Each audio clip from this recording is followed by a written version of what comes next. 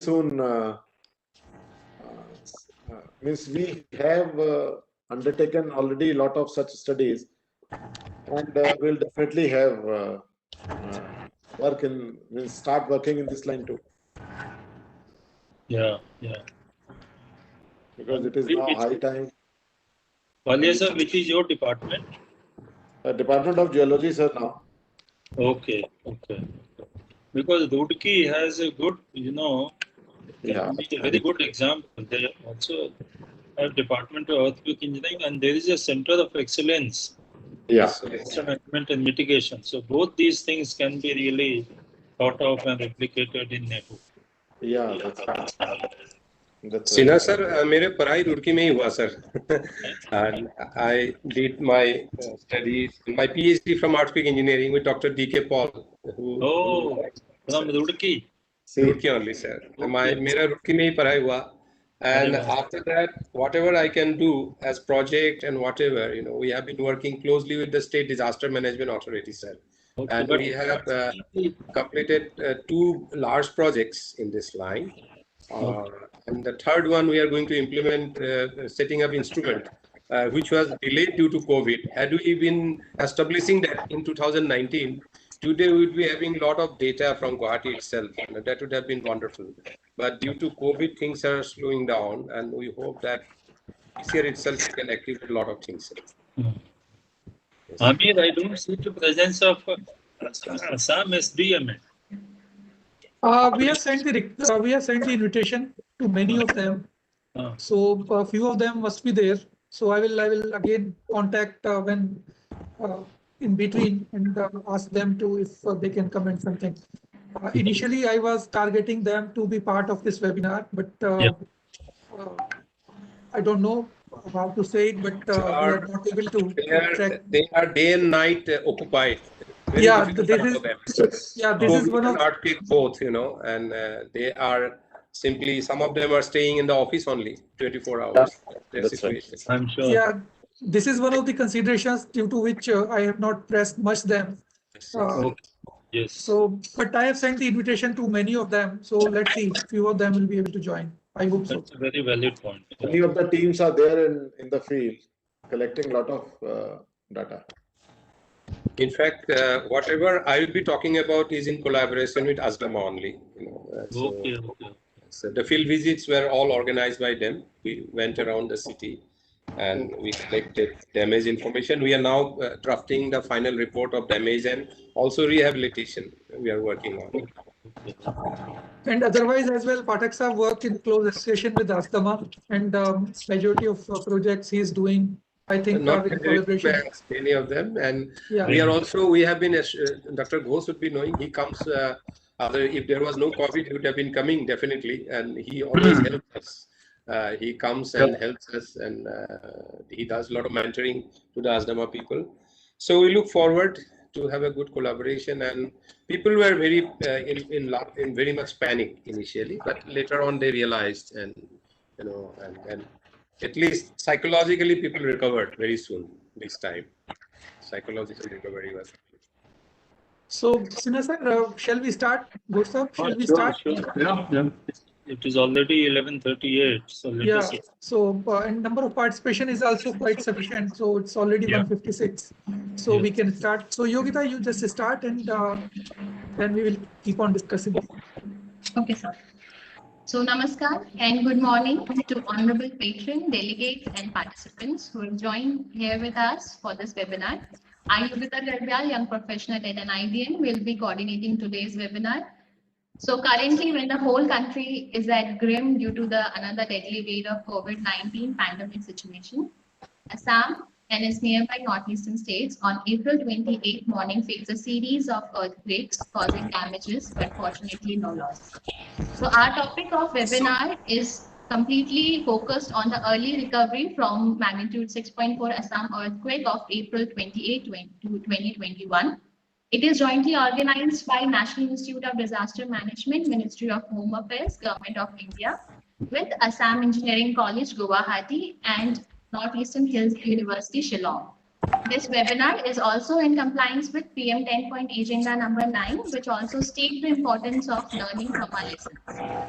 I welcome each and everyone and hope for active and fruitful session ahead. I extend my warm welcome to our Executive Director and NIDM Major General Manoj Kumar Pandit, who is the patron of this program. I also heartily welcome Professor Chandan Ghosh, our Head of Resilient Infrastructure Division, NIDM, and the convener of this program, Dr. Amir Ali Khan from NIDM, under whose guidance this program is taking place. For today's program, I am more than keen and to welcome and listen to an eminent set of speakers.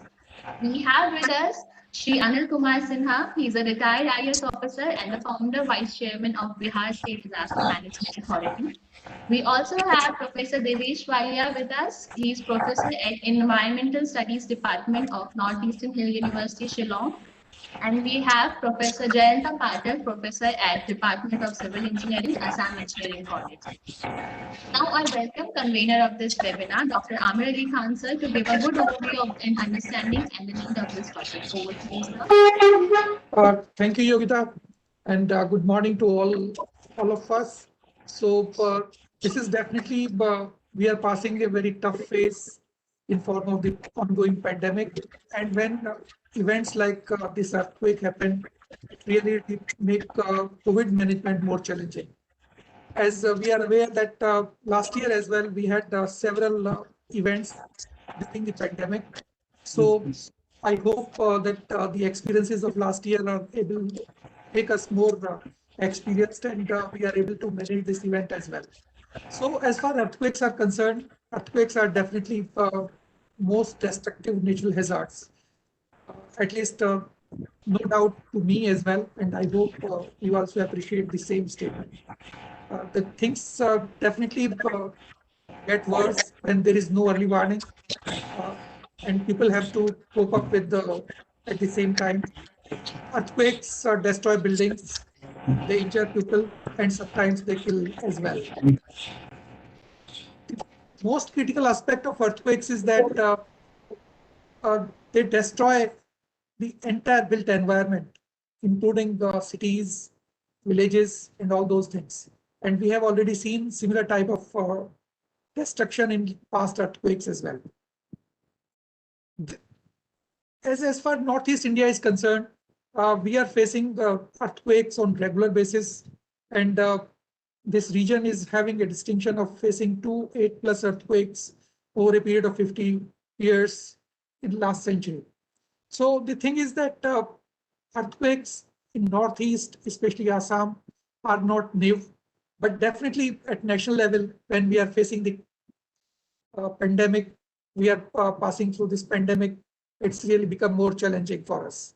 As far as earthquakes at national level are concerned, a large number of earthquakes are being faced throughout the length and breadth of the country, starting from Bihar Nepal earthquake of 1988, Uttarakhand earthquake, Latur earthquake, Jabalpur earthquake, Chamoli, Bhuj, Sikkim, Manipur, and this is the last one in the series of those earthquake, that recent 6.4 magnitude earthquake on April 24. The earthquakes not only within the our boundary, but those earthquakes which are not happening within our physical boundary, geographical boundaries, are also impacting us.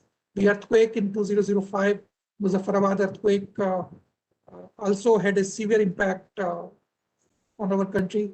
Similarly, that Great Sumatra earthquake of 2004 had a lot of destruction in form of a tsunami at the national level. As far as earthquake risk mitigation is concerned, a lot of efforts have already been taken at national level. We have several building codes, we have national building code, we have other initiatives taken by various agencies, including NIDM, as far as the capacity building is concerned. But the thing is that we are still facing damages due to earthquakes. Earthquakes definitely are posing a big challenge at national level, despite all those efforts. Fortunately, this time, not much damage has taken place, but the earthquake which happened on April 28 at Dekiajuli, Sonitpur, Assam, near Tezpur. Fortunate enough that we are not having very, very severe damage to the built environment as well as the human livelihoods. So this is one of the fortunate part this time, by the God of saving grace, we are not having that. But definitely earthquake has reported some damages in terms of ground cracks, building damages, which include various non-structural damages basically. Earthquake touched a intensity of 7, and despite all those things, no casualty. It's a saving grace to all of us. And one of the reasons which Pathak sir is definitely going to tell us is that earthquake happened slightly interiors, and that is one of the reasons that no big cities are around. But let's listen to Pathak sir on the damage pattern and all those things. Some of the characteristics which we have observed is this earthquake was very, very for long duration. So Walia Sahab is going to talk about this. As far some other physical damages like collapse of a hillock and other type of damages have taken place. As far this program is concerned, we are organizing this early recovery focus this webinar, and we have invited 4 eminent speakers, including Professor Chandan Ghosh. So Professor Devesh Walia Sahab, who is from NEHU, is an eminent speaker, and he's going to talk about the seismicity of the Northeast India with a special reference to Assam, and with a focus on this the current earthquake. Chandan Ghosh Sahab, as Pathak Sahab was mentioning, has been to Northeast India, I don't know how many times, maybe 30, 40, 50 times. And he's definitely working there for extensively. I and Ghosh Sahab have organized large number of training programs, not only in Assam, but the all northeastern states. So he's going to talk about some construction practices and past experiences of managing disaster risk, but with a particular focus to earthquake risk in the region. And Pathak Sahab is going to talk about the field observations and the damage pattern due to this earthquake.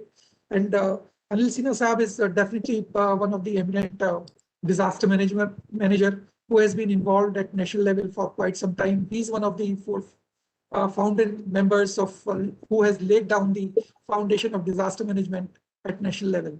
He has not only served at national level, he's the former director or former head of the center when NIDM was the National Center for Disaster Management.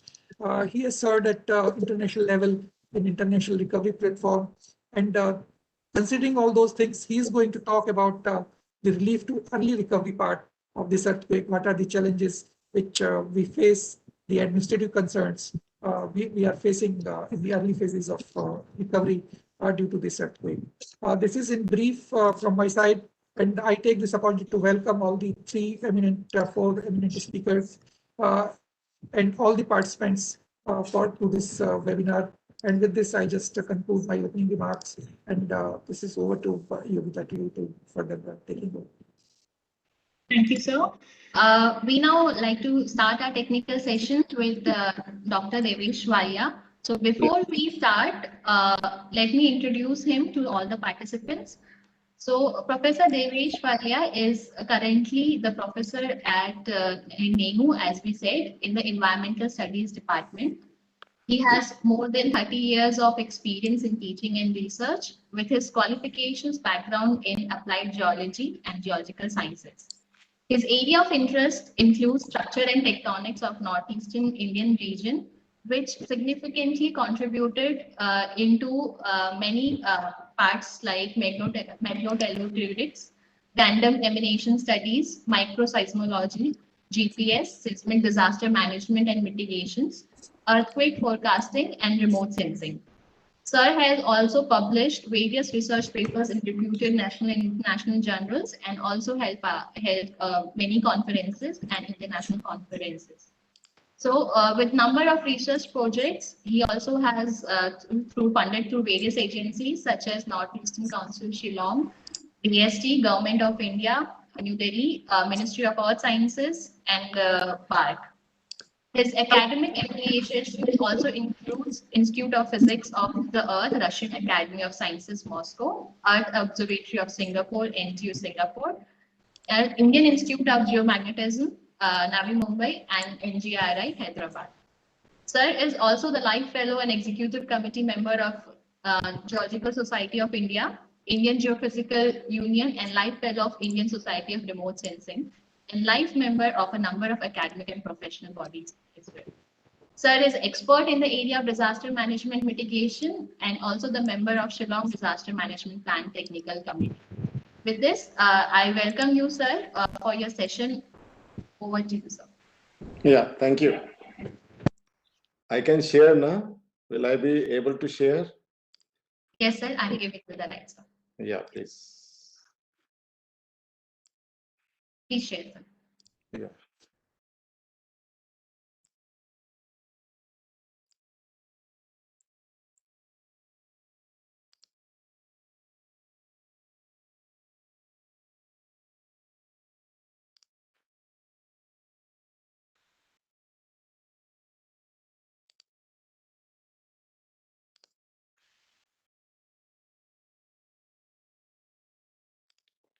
Yeah, I think it is visible.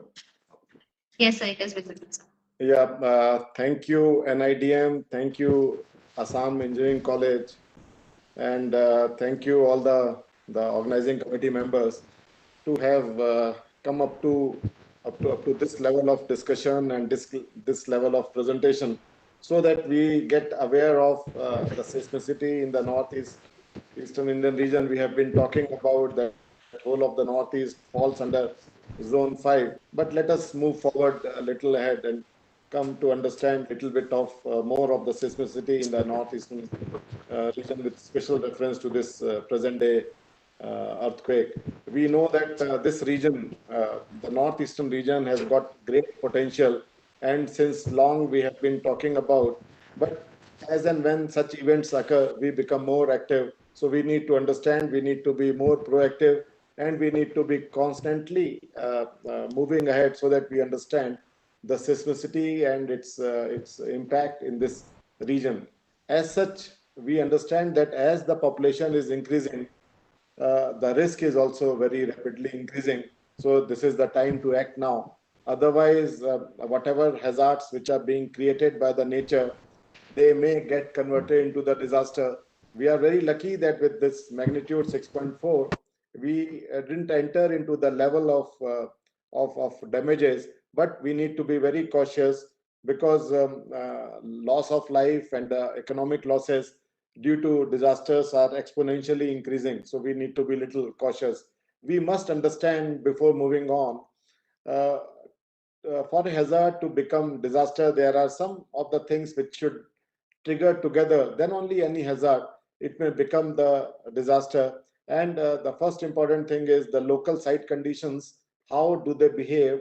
And second thing is, what are the vulnerability structures? We know that the similar magnitude earthquake, when it occurs in a closer to a city like Guwahati or Tezpur, may have got more impact than if it occurring in some parts in high mountains where there is no life and no living.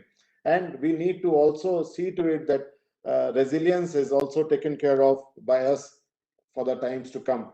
We must understand basically that these earthquakes, they occur when there is a brittle failure in the rocks, and under the forces, under the stresses, this seismic energy which is stored, when it gets released, then only these brittle failures, they do occur. And normally these are at the plate borders, and they are related to the plate boundaries and all such things, which we'll be talking about in a short time from now. We know that northeastern region as such, it is bounded by Himalayas to the north and Indo-Myanmar origin to the east. So basically two important features, they are present there in the northern side or towards the eastern side. At the same time, we are also aware of it that in the past there have been two major earthquakes in this region. One was in 1897, 12th June, when a 9+ magnitude earthquake occurred, and another one where in 1950, 15th August, where also around 8+ magnitude earthquake it occurred.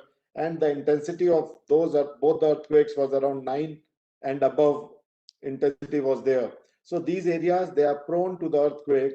And just to move ahead, dear participants, we should know that Northeast is one of the most tectonically active region in India, not only in India, in the world, and it is one of the highest rates in the earthquake in the world, because at least one 6+ magnitude earthquake, it keeps coming, or near 6 magnitude 6 earthquake keeps coming.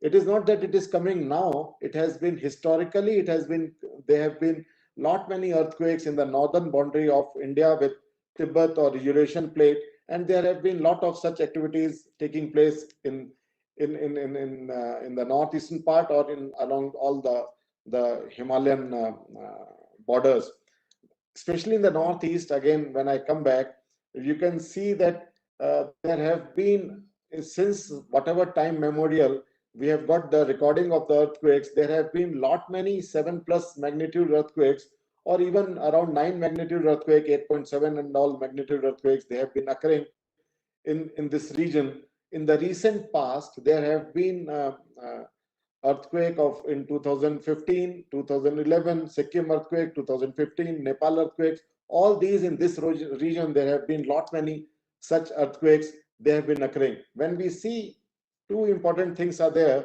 When we just plot the seismicity up to the depth of 33 kilometers, you can see that there are two zones. In one zone, Decades Julie is here, and this is another zone is there, which is waiting for the earthquake to occur, which is somewhere around Boko and all, which we will focus little later around it. And when we talk of earthquakes which are deeper than 30 to 90 kilometers, there also you will see that this Decai Julie and this zone is of importance, because in the past, in the recent past, there have been a lot of such earthquakes. Although towards the eastern margin also there is a risk, but we'll talk especially with reference to 6.4 magnitude earthquake in the recent time. There have been some major earthquakes in this region, which are say Kunlun earthquake in 2001, or say Yushu earthquake in 2010.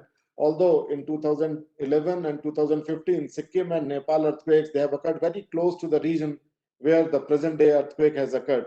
So the important thing is that whenever these earthquakes, disastrous, so to say, with reference to India, they have occurred, they are occurring from 8.2 kilometer to around 20 kilometers depth. The present earthquake was around 17 kilometers depth. So it means there is one active zone at a depth of from around 10 to 20 kilometers depth. That active zones need to be tapped.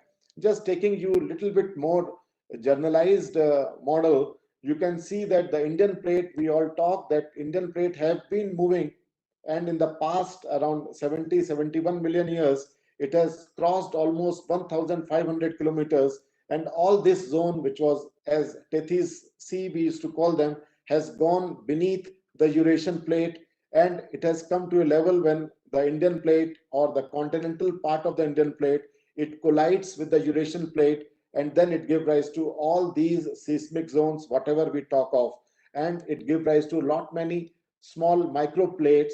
And the present earthquake has occurred along one of that microplate, which I'll talk to you a little later.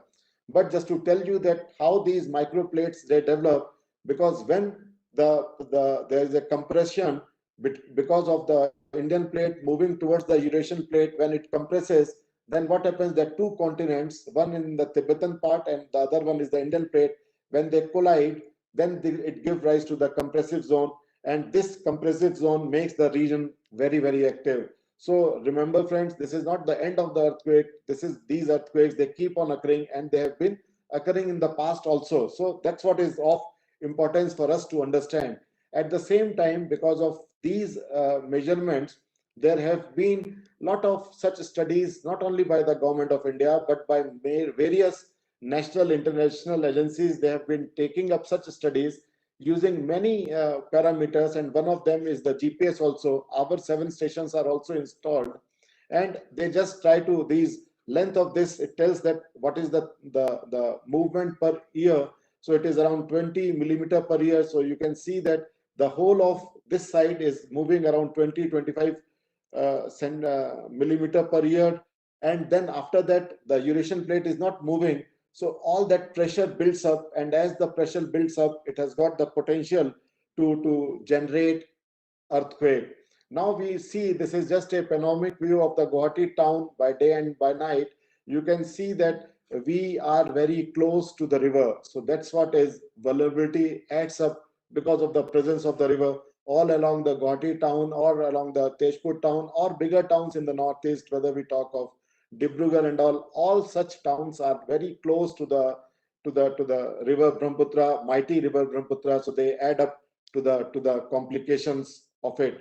Now, just when while introducing me, they said that we have been studying the magnetotellurics, means electromagnetic induction of the earth, and by using that from the surface up to 100 kilometers deep, we can find out various structures, and out of that, after putting the seismometers, we find out whether those structures are active or not. So with this, we have found some of the active sources in the northeast, and you can see that there has been presence of the Kopali fault, and which joins with MBT, main boundary thrust, and this is the zone where the present earthquake has occurred. So that's what it says, that because of the presence of the Kopali fault, this is a northwest extension of the Kopali fault, and when it cuts across the east-west main boundary thrust, although its surface expression is not there, but in 1897, R.D. Oldham said that this boundary thrust is going beneath the alluvial plains of the river Brahmaputra. So that's what is the zone where such earthquake has occurred. When we just try to see that wherever seismicity has been recorded, wherever the earthquake epicenters are there, they normally follow the major tectonic structures or lineament present in the area. And so it is not very difficult to find out the stress zones where the stresses are getting accumulated, and they have got the potential to break down so as to give rise to the major earthquakes. So these stress orientations, they are very much compatible with the collision of the Indian plate with the Eurasian plate, and that's what it is. It is not difficult to find out such zones. But in the 6.4 magnitude, if you just plot the intensity means the shaking due to the earthquake which was felt by the people who are residing nearby. There is a very important observations which you can see, that this is the point, or this is Decajuli, where 6.4 magnitude earthquake on 28th April 2021, this earthquake occurred. So you can see that maximum intensity was seen in this area, and but the moment you extend it, there is a border of Arunachal Himalayas and the Brahmaputra plains. The intensity started getting reduced, and as you go up, the intensity was less. Whereas if you just extend in the plains, or in the Guwahati, in the Brahmaputra plains, then you can see that the gap between the various isoseismal lines is more, which is indicative of two important things: that the vulnerability of any earthquake, or the intensity of any earthquake, it is dependent upon, as we talk about the vulnerability, it is also dependent upon the type of material over which they need to pass through it. You can see that this green line, if you just, or blue line, if you just extend, this is what is the mountainous terrain, and as you come here, in place of going straight, the intensity or the isoseismal lines, they intrudes the alluvium plains of river Brahmaputra. So that's what is the first observation. I'll talk to you in fraction of minutes from now. If you again just observe this line, it is very clearly says that how the intensity changes with the variation in the rock types. That's what is important thing in this region. And second thing is that this green line, this is again isoseismal line, although it is related to the broader area, but the more damage, or more it was more felt in closer to the Guwahati, because of the difference of the rural and the urban population. Because in the rural areas, the houses are little far, so it is very difficult to feel the intensity, but in the urban area, the intensity, more number of people, they are ready to feel such intensity. Now, with regard to the intensity, the important thing is, you can see if you go extend, this is the river Brahmaputra, if you go on extending, then the same intensity is seen even for a longer time, whereas it ends very fast as you move towards the hills. Whereas if you move towards the valley, the more to a more distance, such earthquakes are seen. There is also, you can see that river Brahmaputra takes slight turn, and this turn also represents that this is due to the internal structures. This river Brahmaputra is taking a small loop, and that's what is the junction where the Kopali fault meets the main boundary thrust, and that's how that loop is formed. And hence we need to be very cautious of such important studies. Now, two important things are there. When we just plot the shake map intensity, then you can see that near the Guwahati the impact is seen more, and although at the epicentral region nearby, wherever intensity map is there, the impact was 6 or slightly 7, so means strong to very strong, or damage was light to moderate. But as you come little far, the more damaged it is, again yellow it is becoming, because whole of the Guwahati town is situated in a zone where the alluvium is there. So what happens that because of all such factors, basically liquefaction becomes very important, and that is what is the factor. Because if you just plot the liquefaction estimate map, then the liquefaction towards the Guwahati has been major source of destruction or major source of resettlement in the area, because of which it has given whatever damages.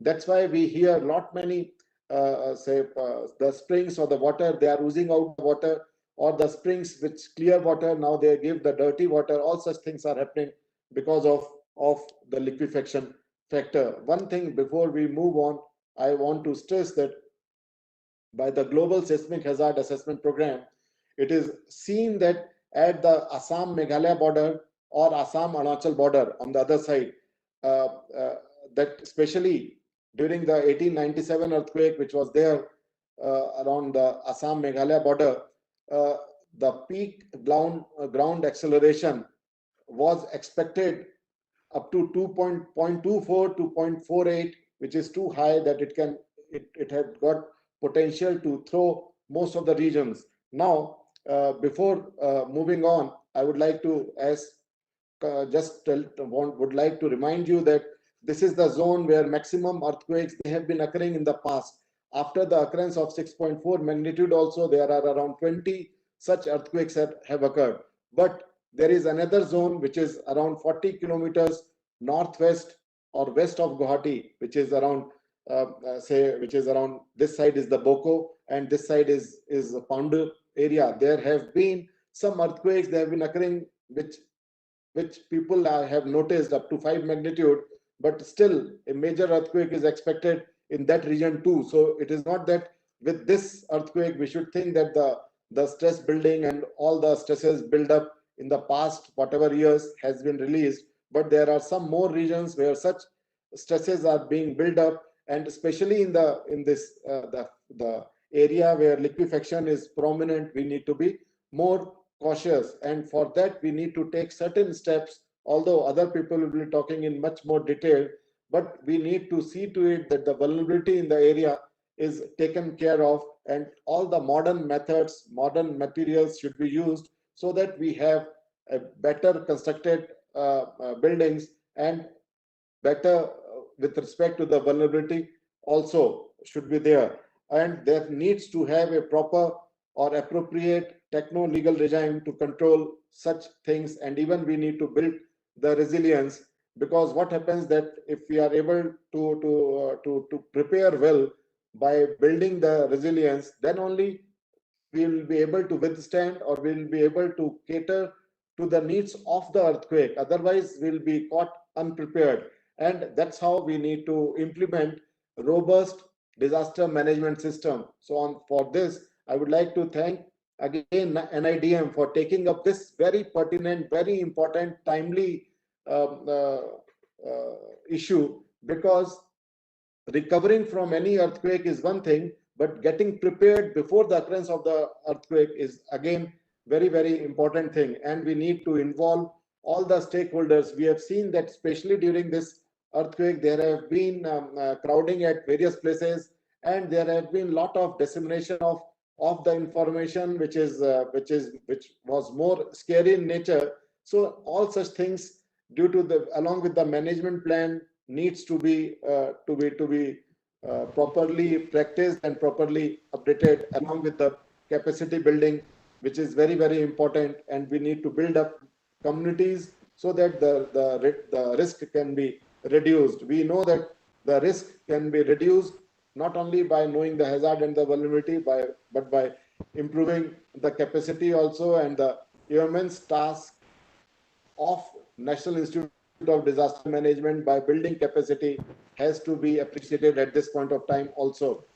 Although once we know the risk, then early receipt and dissemination of warning is very, very important. I must thank Government of Assam through Chief Minister of Assam. They have said that they'll be implementing early warning system in Assam, so that the people will get at least a minutes or 2 minutes time to save their life. So that's what is very good step. But there are a lot many government of India agencies or lot many research institutes in India are also acting on such fields. So their services also needs to be pulled up. Emergency kits at the villages was seeing that it was not there, so which has brought in some panic. So we need to take up those related things also, along with stockpiling of the emergency materials or contingency plans, so that the trained task force at all the levels, they are able to take up, along with identifying the hotspots of disasters. We know that broadly 2 zones, they were already there, Dekai Juri and near the Boko or near the Pandu area. These 2 zones were in the past 2 years, or even if you go towards the east, even some parts of Mizoram also, where lot many such earthquakes, they are being noticed, they are being recorded. So it should not go just as a waste that it is they are just recorded, but some actions, some identification of the hotspot is of importance. And at the same time, the mechanism of triggering of the disaster is also very, very important for such a study. And a comprehensive dynamic compendium will help to know that what all things should be done. And that's how formulation and implementation of the policy, which is already there. So the implementation of the concrete policy at all the levels is of great importance. We know that before the occurrence of the earthquake only we can take up such issues. So we need to be very, very cautious in dealing with it. We know that this region, especially Assam region, represents geology with the collisional tectonics, because the plates are colliding. I gave you the whole scenario that how the plates are colliding and the stresses are getting built up. So there is a active tectonism is there, and hence such hotspots demarcation is of great importance, so that the impending seismicity is earmarked or is demarcated or mapped, so that even before it occurs, people are aware of such things in the zone, and which is not to be scared but to be prepared. So we need to be cautious of it. And I would like to thank all the organizers to have started discussion. I think there should be a series of discussion wherein some more to the point discussions can come up, area specific. Although I tried to give you the intensity map, the impact of the hills, because as the seismic waves moves towards the hill, what is their, how do they get absorbed, and when they move towards the same area, because they are dependent upon the type of material they are traveling, and when the type of material changes, then they get attenuated or they get absorbed. So because of this, all these parameters needs to be studied, so that the livelihood and the infrastructure can be saved by any such earthquake in the times to come. Thank you very much. Thank you, the organizers. Hopefully I have not taken overshot the time which was allotted to me. Thank you very much. Well, thank you so much, Walia Saab. It's always nice to hear, always a pleasure to hear your presentations. It's so enriching. So I think we will continue discussion towards the end, if you don't mind. So Yogita, you can go ahead for the next speaker. Right, sir. Okay, sir. So our next technical speaker is Dr. Chandan Ghosh. He is currently the professor at NIDM and looking after the Resilient Infrastructure Division. He is a part of the institution since July 2006, and where he did research, training, and capacity building for engineers, architects, planners in disaster resilient constructions, geosynthetic applications, earth reinforcement, disaster mitigation and management, retrofitting, rapid visual screening, disaster documentation, bioengineering solutions, biometeor, grass, etc. Sir has double PhD from IIT Kanpur and also from Ibaraki University, Japan. And his educational background includes being a civil engineer and geotechnical engineer. He did join IIT Banaras BHU as faculty member in 1990 as well. As a recognition to his seminal contribution, Dr. Ghosh received Professor Leonard Prize for the best doctoral thesis and also CIDC Vishwakarma Awards in 2013, IGS HC Verma Golden Jubilee Award, and World Youth Conference Peace Award in 2016.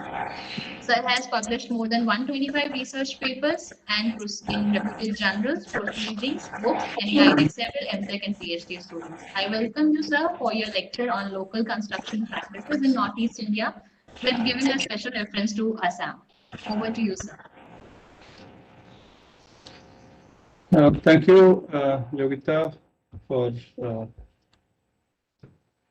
this occasion to happen in the stressful conditions of the COVID, that which we all, you yourself also, were, yes, sir. Yes, sir. Yeah, quarantine. Yeah.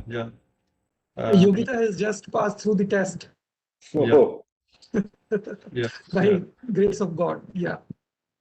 So that way, and thank you, Dr. Khan, for passionately taking this just within a week's time, that the things that happen, and also Dr. Walia for giving things from the horse's mouth, especially that what earthquake is, how it has spread over, what is the history, and I can see some of the chart queries that whether we can measure the total amount of uplift. I think whoever has written from now, you can see one of the slide that which he has shown how many millimeter that uplifting is taking place. So and also showing the zone of liquefaction and also many such footage that we have got. And so in this case, what I'm going to take care, of course, Dr. Jayanta Pathak is going to tell about the structural parts and also his, I would say, lifelong involvement with the ASDAMA and Northeast as a structural engineer, mentor, and scientist, researcher, as well as solving problems at site through various way of his involvement. So I'm here not a guest, I'm rather from NIDM. I welcome Dr. Pathak for finding his time also. And of course, with us, our Sinha Saab is here always as our guiding spirit.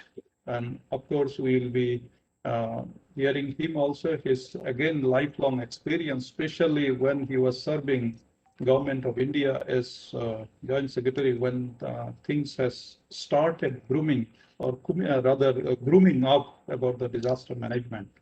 So he will be also talking on his experience.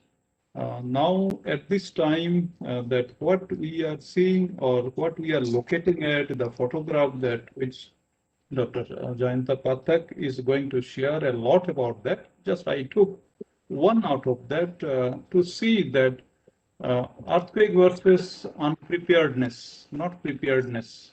Even though we have been going there, how many times we are going to Guwahati or Northeast area, how many trainings that we have taken, That maybe for counting sake is okay for recording, but how much now we are asking ourselves, that how much of our effort uh, or our visiting there that has gone to the roots, has gone to the people and public, and not through only training and capacity building that framework that we have created or guidelines that we have made, or number of such reports that came up as a vulnerability report or non-structural mitigation report that came up through a very vibrant Assam administrative Assam Disaster Management Authority, State Disaster Management Authority.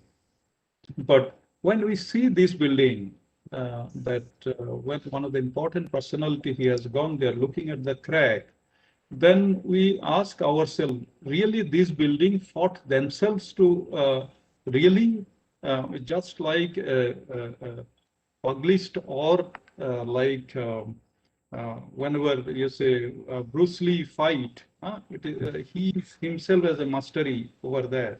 But what we are asking that through our visits, through our capacity building, and the kind of building still coming up, the kind of footage that we are seeing and being noted, and now survey is going on.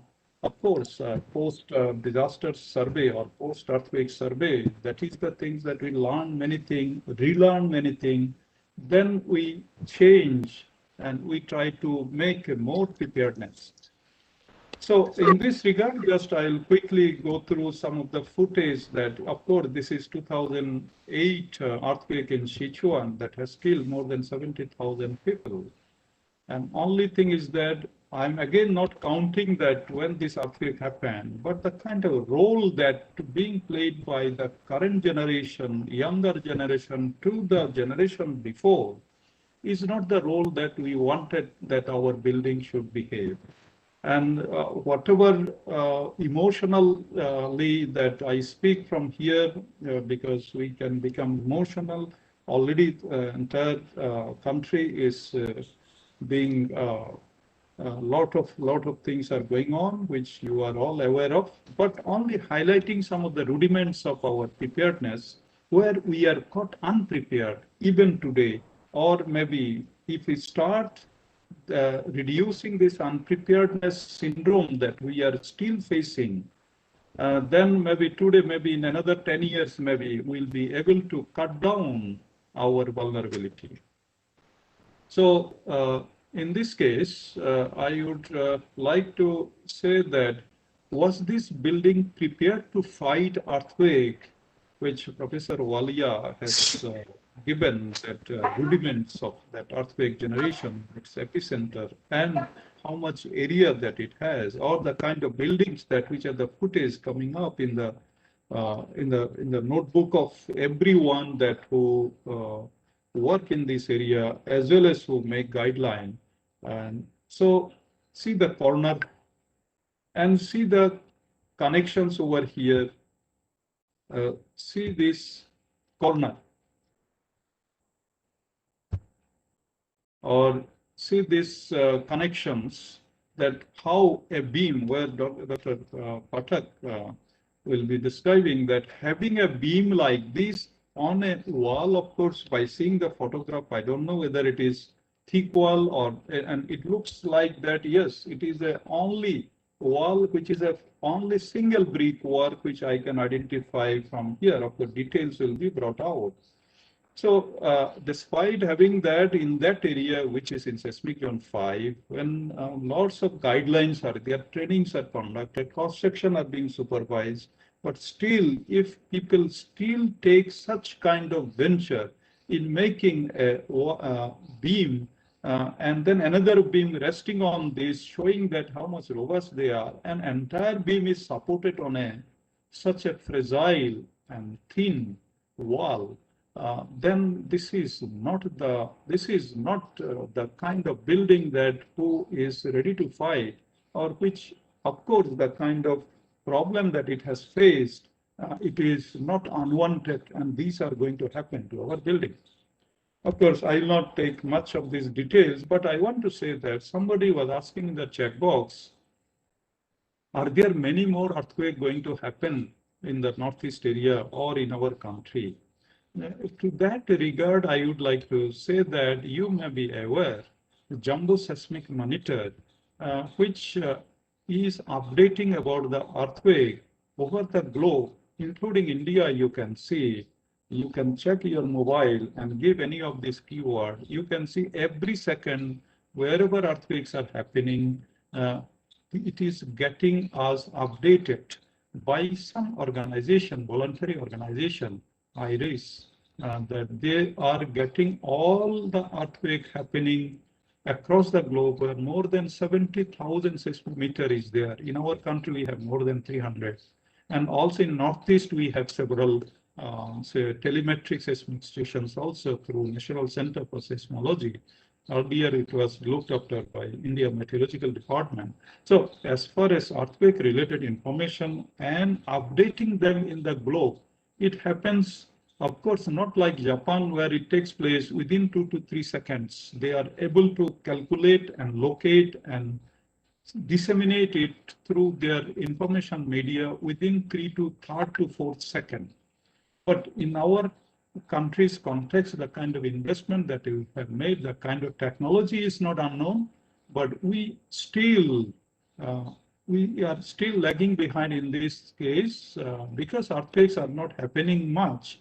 But getting them updated after earthquake has been the practice everywhere in the world. But how much minimum time it takes, especially for Japan kind of, there are more than 20 countries in the world who gets their earthquake data updated within few seconds, so that the earthquake, as Professor Walia also had shown, that what is the influence area, how much area from the epicenter it has influenced, including Guwahati is more than 100 kilometers away.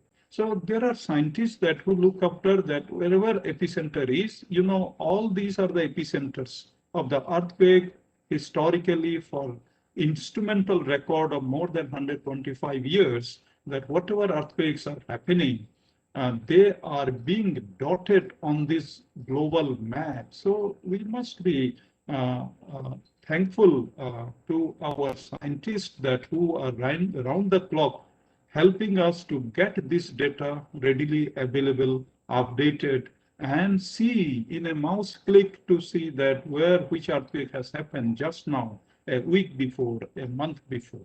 So as far as knowing about the earthquake after they happen, as well as getting to know the earthquake that happened, especially in case of Japan, that getting to know in second, third second, whereas in this case, this earthquake was felt for 30 seconds plus.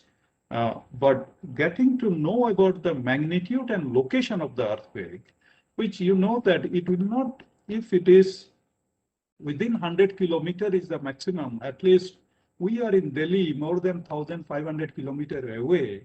When we come to know about an earthquake that happened in Northeast, it will no way that it will affect people living in Delhi or rest of the country. So it has got certain, depending on the magnitude, if it is less than 8, then influence area could be even 1,000 kilometers, but damaging area, according to the scientists working in seismology, generally it is limited to 250 to 300 kilometers. So in that case, our scientific approach has to come forward in Indian context to take the data or put more and more seismometer. In fact, that effort also started 5 years back in Uttarakhand, but we have not come yet to the public level the way that few of the country have taken up to bring this timing. When we are knowing that 30 centimeter it has shaken, but if it is 2 to 3 seconds, we are coming to know about the magnitude. If it is less than 6, even this experience has shown that if it is 6 or 6.5, at least damage and the location that it has happened, damage will not be that much. So you may expect as a citizen of the country that where that earthquake occurred, whether my area is going to be affected or not. In that case, you yourself will know that which area to what extent it is getting affected within no time. So of course, I'm not talking about this thing. It is just only in response to the query raised in a chat box. So one thing is how to save ourselves. This is just only, you can say it is in Japan. They have, it is a small YouTube video also you can see. You can see that YouTube. You can save yourself, no doubt, whatever may be the type of buildings that we are making in the Northeast area, which is in seismic zone 5, severe most earthquake has happened. We have got the history. Dr. Khan also made in his beginning speech. But of course, if you take it a little bit sarcastically or a little bit lightly or heavily, whatever way you want to take it, we can save ourselves by keeping within the safe, which is so much robust wherever we are. But of course, mind it that it has to be robust enough, but there are in market things are available like this also. You can see the funny, it may look funny, but there are ways that the moment earthquake will come, when we do not have the system to locate the earthquake less than 10 minutes or 5 minutes time, then by the time earthquake will visit it, it will go. But if we prepare ourselves, this time earthquake occurred in the morning, but we at least sleep in a certain bed. Of course, we may have to spend more than 2-3 lakh, but there are certain ways. We don't want to take just because it is in the market, it is available. It is not like that. We have to go in a more economic as well as engineered way, which Dr. Jayanta Pathak is going to discuss a bit about the retrofitting and other things, and based on the lessons that we had. So it is also just only to make things that things are available, but how much it is applicable to our country's context, that is to be decided by our system. Now, this is a scenario, liquefaction. And, because it is obvious, we have got several parameters that when earthquake happens in the riverbed or near the, wherever it is, you see the Brahmaputra River is there. So water is nearby, soil is silty, clayey. So such kind of signature of the earth is obvious. And it has happened across the globe, even in our Bhuj area, even in Muzaffarabad earthquake in 2005. So all these signatures are there, whether it is a plain area or even in the hilly area, it is creating landslide, which also we have noted that some fields has some kind of things that happen also because of the vibration.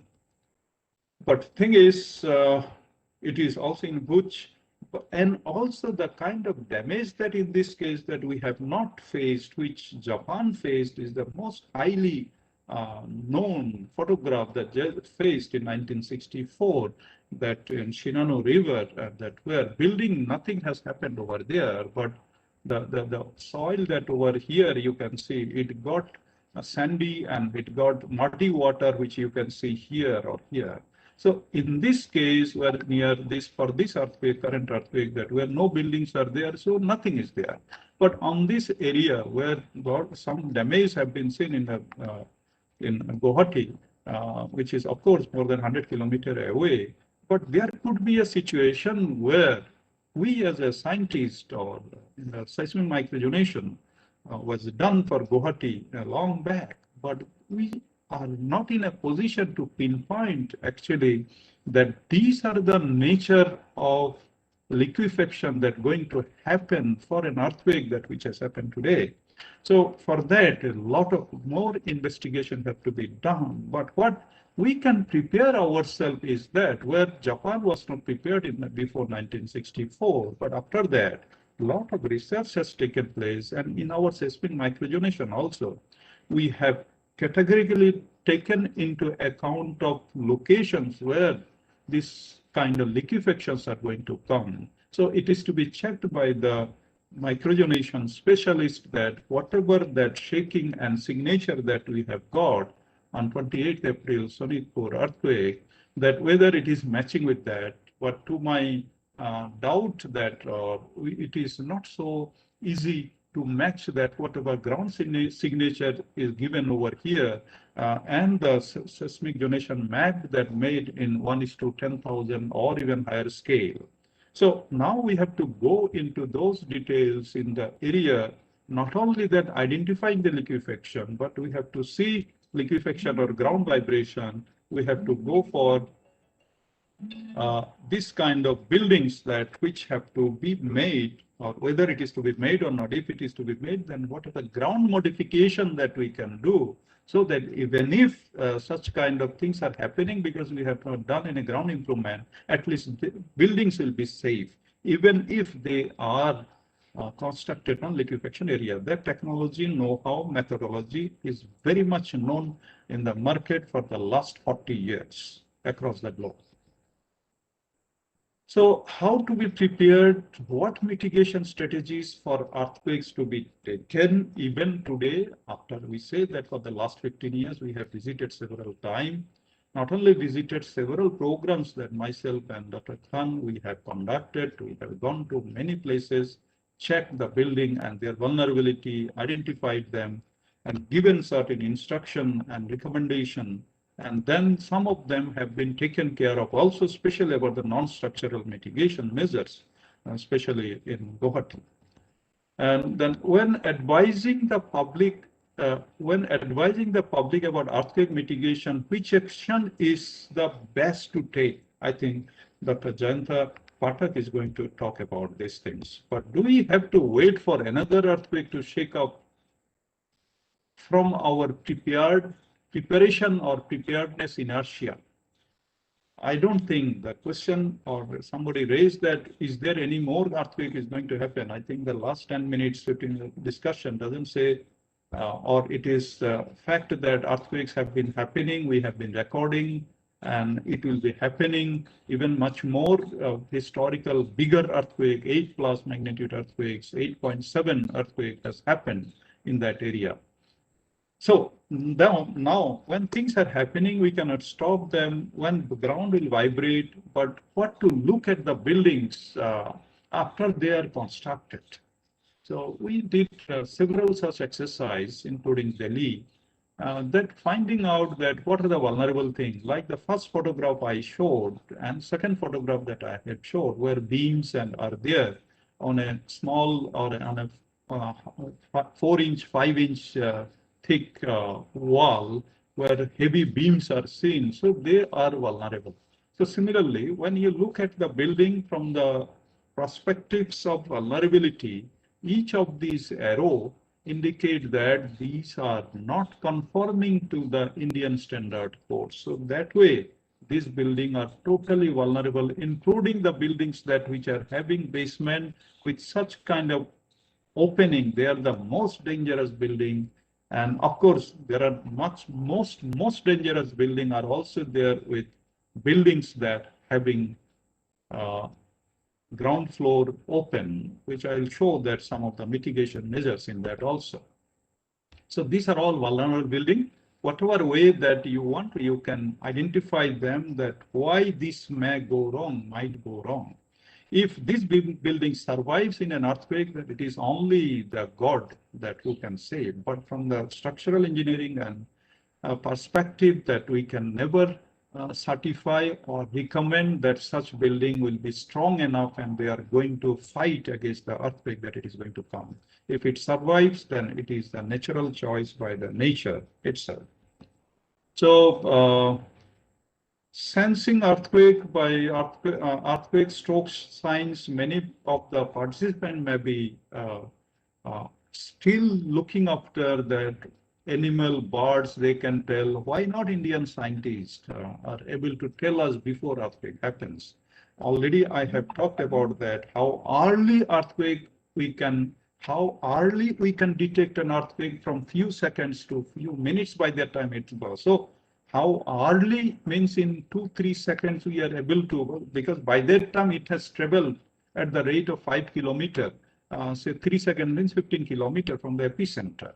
But let us not go into details. But thing is that whole world have been trying to predict earthquake, and And now we have got sensors, earthquake early warning, along with artificial intelligence and Internet of Things devices and smart mobiles. I'll show you some of the things that how these are being combined to tell us, to tell over the mobile phone, wherever we are with GPS and everything, accelerometer, everything is there. So already 2 years back, things have started, and Japan has started more than a decade ago that to use, because artificial intelligence, IoTs, these are the last 2-3 years of our,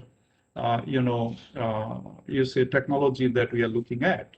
But before this technology came up in 132 AD, this is a most authenticated whatever photograph that available in the net. You can see that how before this AI or IoT or seismic devices started in 1895 onward, as I said, 125 years of instrumental record. So long back in 132 AD, what are the analog device that used to be used? And this is available, you can see, or how it vibrates, and when vibration comes, and what kind of sensors that it had, because this is the question that I'm trying to address. How we as a scientific brain set or mindset that we are looking at catching earthquake as early as possible, at least if we are not able to make in a prediction, because when we go for the prediction by reading the minds of the birds and fishes and animals, where we do not read ably our mind or our seismic instruments, but with the coming of sensors and earthquake early warning, where jumbo seismic monitor is able to put up every earthquake that happening across the globe, say magnitude 3 or 4 onwards. And when AI, big data, big chain, blockchain, all these are coming up, along with that mobile phones are there. So now few countries, including US and California, they are able to put up the earthquake early warning signal, not the prediction signal, through the smartphone. So, but the beginning of scientific inquiry through an analog system started as more than, 132 AD, that is the recognition, but many of the things that we do not know yet.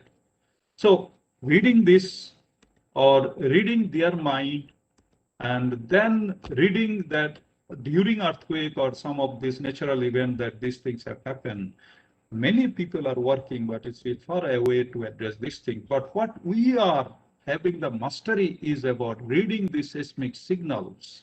And through that coming, as I said, 2 to 3 seconds is more than enough to catch the earthquake along with the magnitude and its location. That is the kind of transformation, that improvement that we have made, improvised from 132 AD to this day.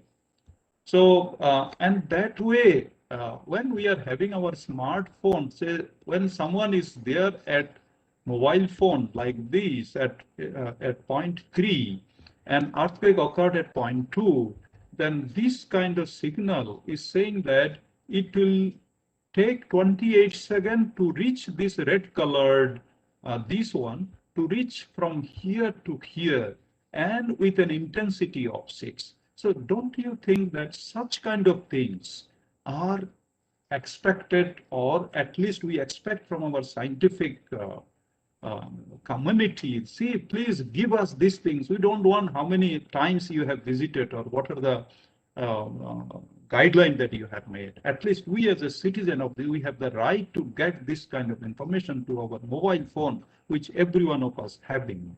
So in order to reach this thing, we have to invest a lot in the instrumentation and perfections, even though it is already proof of concepts and everything is already there for the last so many years. But for the Northeast to go up on such kind of things, then we need a lot of instruments and many scientific thoughts that have to work together to bring these things, along with the economy, along with the efficacy. Efficacy is already proved.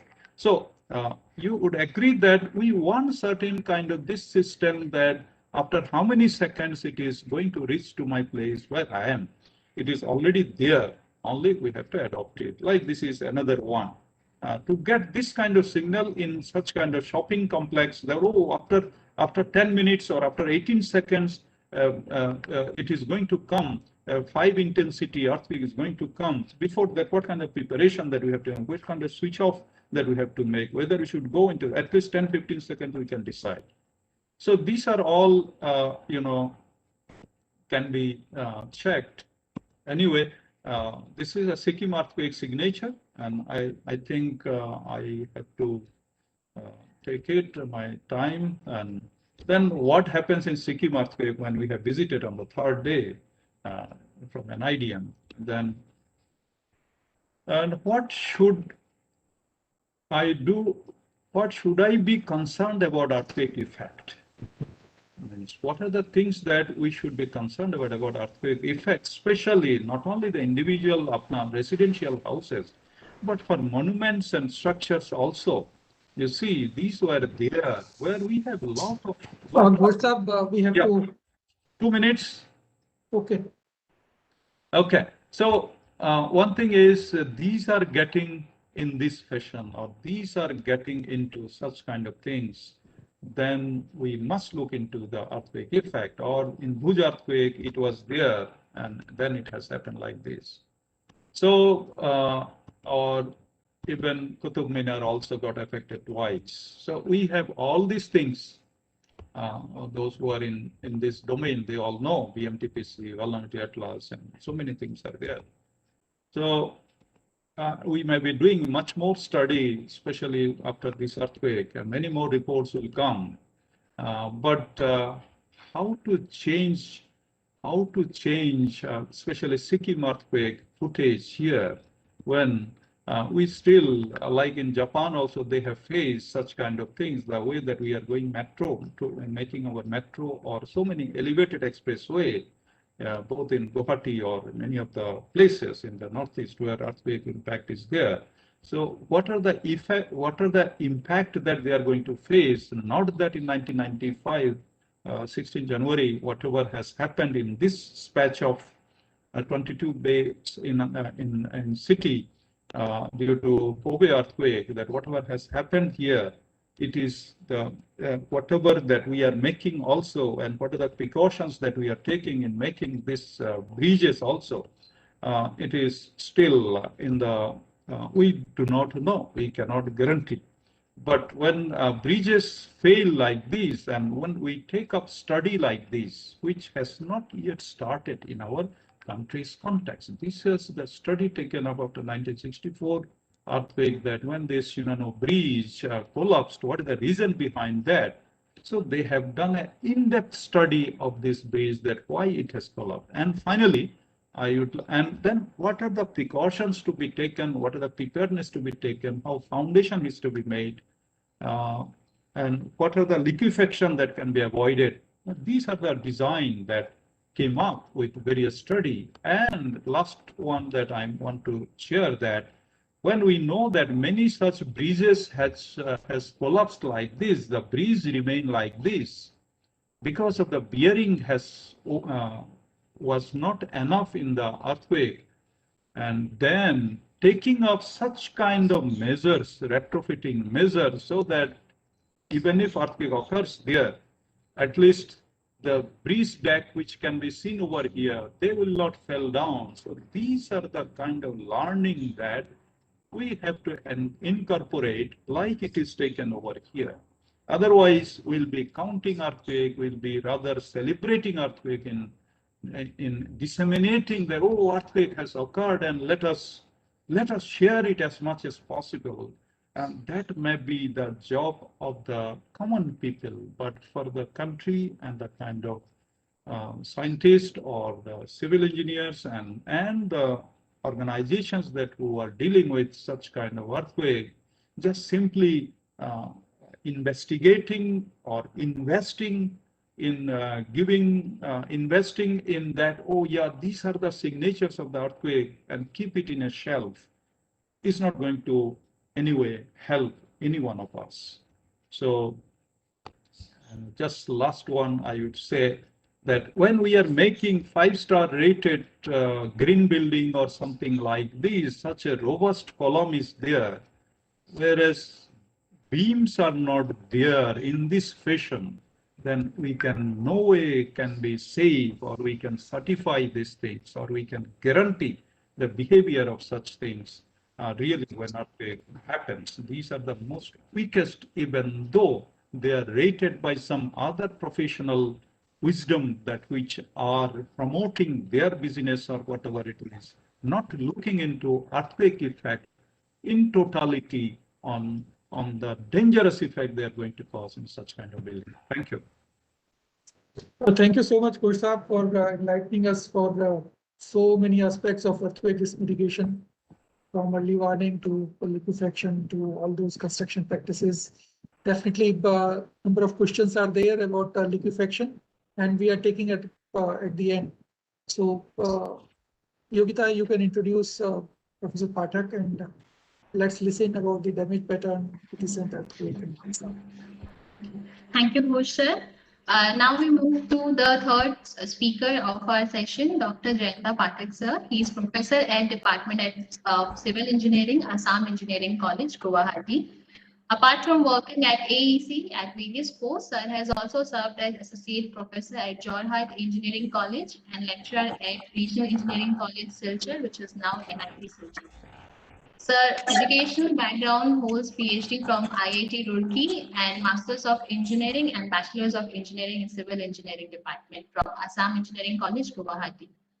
Sir's research interests include structural earthquake engineering, performance-based seismic design of buildings, seismic vulnerability and risk analysis, seismic evolutions and retrofitting of structures, soil structure interactions, and site response studies. Sir has undertaken many projects and many scientific activities, which some of them which includes like earthquake loss estimation model for Guwahati city. He has also developed approach and methodology with comparative studies for seismic assessment of lifeline systems, water supply installations, and network using analytic empirical models for Guwahati. He has also coordinated and prepared status reports for structural and non-structural vulnerability of more than 700 schools and 100 plus hospitals. Sir has also developed analytical models for seismic response analysis of traditional Assam type houses and modified Assam type houses. Sir is a life member of various professional associations like Indian Society of Earthquake Technology, Indian Society of Technical Education, Indian Road Congress, Indian Concrete Institutes, etc.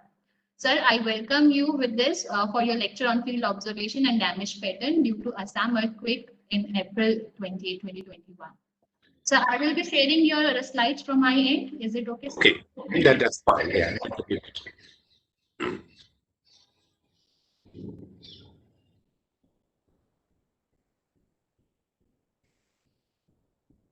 Sir, it is visible? I think, it's coming. You can do a slideshow. Sir, because it is a PDF mode, so this Okay, will come. no problem. No problem. No. I think it's good for the participant. If it is good for them, it's okay. Yeah. You can see, Yogita, there is a view mode is there where you can see view in the PDF, which will show the entire screen. Yeah, view mode. So read mode, full screen mode? No, no, not read mode. You go to another one, full view mode. This is the one. Okay. So I thank NIDM for organizing this webinar. But it's not coming. Yeah, Yes, it's showing blank to me. Okay. Yeah, it's coming blank. It is coming black. Let's go back and maybe let us see whatever we can. Yeah, Now- increase the size. That's all. Now it has come. It's okay. It's okay now. You just go back and in It's slides. okay. It's okay now. Fantastic. So thank you so much. It's been such a learning experience listening to the stalwarts since morning. I thank Professor Khan for giving me this opportunity to share our experience in last 4 or 5 days.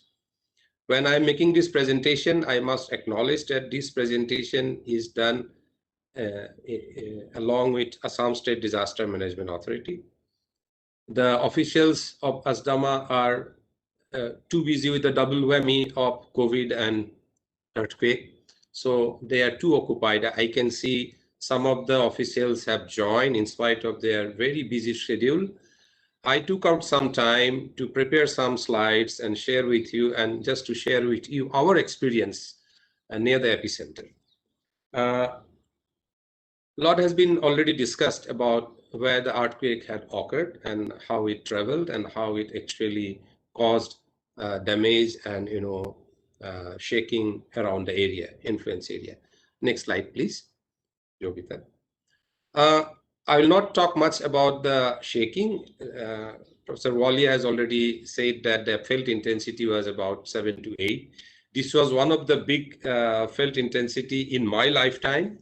Though we had felt the Sikkim earthquake, Nepal earthquake, and other such earthquake in the past, this particular earthquake actually was quite an experience for the citizens of the city of Guwahati. Next slide, please. So if you look at the intensity, though the instruments installed by USGS are far away from the affected area and they are mostly estimating with their long period waves, but as mentioned by Professor Walia, we find that there are a bit of amplifications in and around Guwahati. When the pre-ground accelerations, which is estimated as of now as about 20% of G near the epicenter. Just if you know, or I would like to remind you that the design basis acceleration that we consider in building is Z/2, which is about 18% of Z. So the epicentral peak ground acceleration which was experienced near Dhekiyajuli was close to 20%, means it was beyond the design basis acceleration. And near Guwahati, the acceleration, peak ground acceleration which was felt is estimated as somewhat around 10% of G, which is also quite close to the design basis acceleration. And in some areas, this felt acceleration was even higher than that. In fact, in certain areas, as you know, Guwahati is having a peculiar bedrock profile, and the area where I live is having a large soil depth. The bedrock is about 200 meters below. But in places like near Kamakhya, in Ujan Bazar, Kala Pahar, in those areas, the bedrock is quite shallow, and mostly the places are the founding soil is quite stiff, and in some areas even the bedrock is you see outcrop of the rock bed.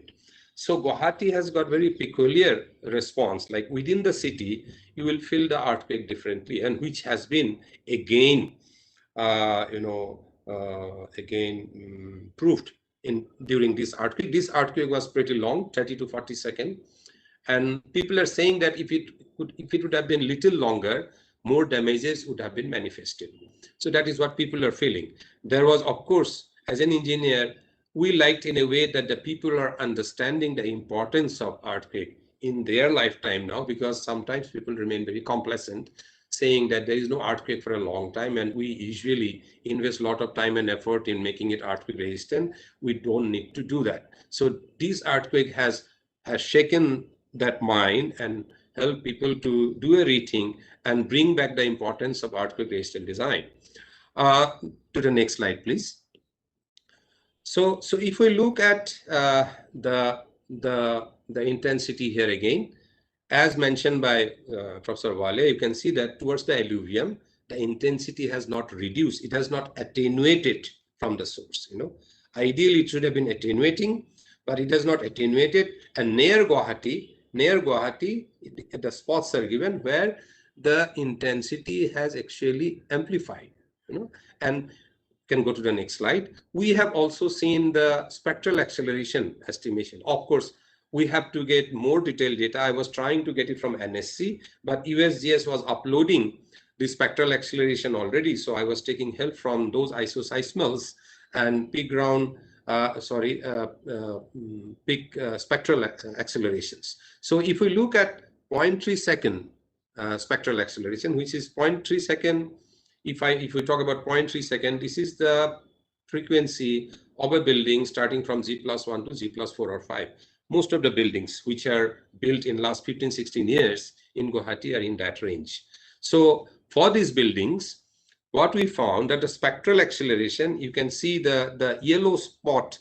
If you look at the intensity map, the yellow big ball, after that, down below towards the left, you have seen that little yellow spot where some amplification has been estimated. So there, it is estimated that it could be as high as 20% of Z.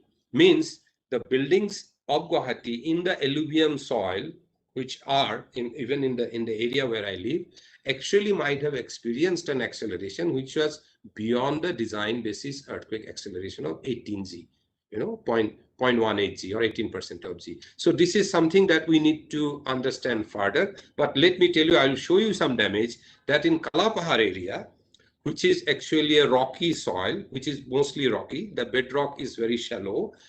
There we found some damages in very smaller building, not in the taller or larger building, So basically, in the areas where the predominant frequency of the soil is larger, we saw some, short buildings or G+1, 2, 3 buildings having damages in their columns and other structural elements. We can go to the next slide. So when we tried to see, just after the earthquake in the morning, my first reaction was to look after my family. I have 3 very super senior citizens living with us, my mother, my mother-in-law, my father-in-law. The COVID situation. Otherwise, in such an earthquake, the first thing that you do is to run out. I live in the 6th floor, so I didn't have time to go out. And what I did was I just went out to the terrace and looking around at the other buildings. There was quite a shaking, that there was a lot of non-structural, movement. The washing machines got shifted by about a feet at 6th floor, so which can be used as a basis for calculating the roof acceleration in my building. So such things were experienced for the first time. The dryers got open in the kitchen, the bottles fell, and that also creates additional panic to the resident. Because the people in Guwahati keep on getting, subjected to such vibration inside the building, they have learned to respond to this situation. But the convolution with the COVID situation, there was, of course, quite a bit of panic in the mind of the people.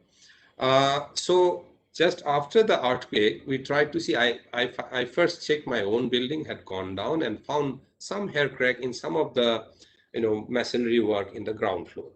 It's an open ground story building, unfortunately. Dr. Ghosh was mentioning that. And I have been requesting my residents of this building to see that we can do a little bit of global correction to the building. That, of course, we will not discuss here.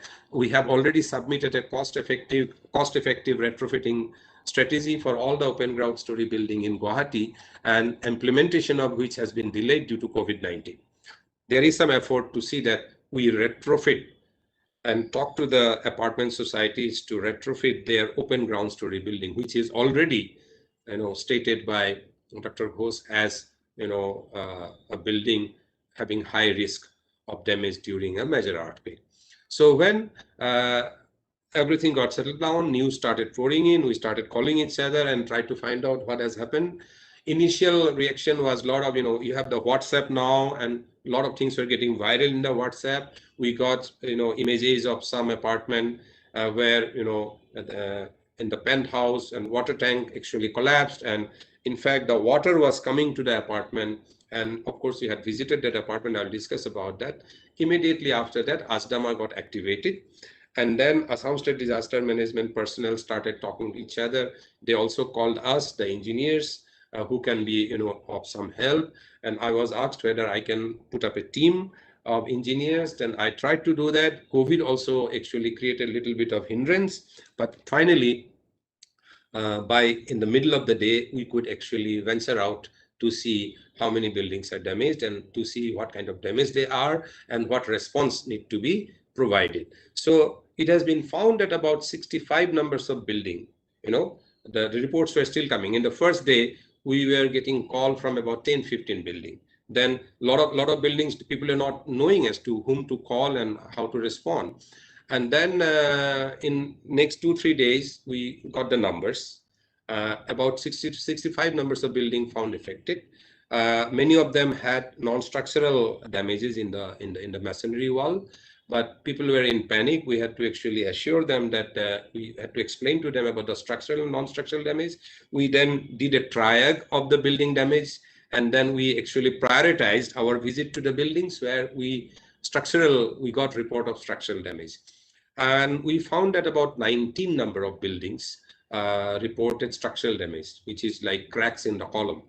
We didn't find cracks in the beam except in one building, but what was surprising was that cracks were longitudinal. So we suspect that that particular beam was already having corrosion inside, and maybe there was hair crack already setting in, and this earthquake aggravated that. And on observation, it was found that the beam depth was definitely not enough to take a seismic moment. Otherwise, in most of the buildings, the damage was in the columns. So 19 number of buildings were found to have structural damage. There were flexural cracks near beam column joint. You can say plastic hinges that we see in when we do pushover analysis. The kind of plastic hinge was actually manifested in the column. There were shear cracks due to lack of confinement. That was another. And in 1 or 2 buildings, we found that the building definitely not detailed as per 13920. And it was looking like not much of an engineered building. The residents were very much in panic. 3 columns were found to have damages at the upper beam column joint, at the column, unfortunately, not in the beam. And some of the cracks were related to short column, in the near the staircases, because you have the landing beam, which makes the column shorter. In the first landing, your ground floor column is becoming shorter. After that, you have a regular span, which is of course staggered. So it should be taken care of by proper confinement, which was missing. And then we found that these were some of the common, areas of damage. And then there were hairline cracks in the columns where, there would be construction joint. People cast the column, then they do shuttering, then they do cast last part of the column along with the slab. So there is a construction joint where epoxy and other,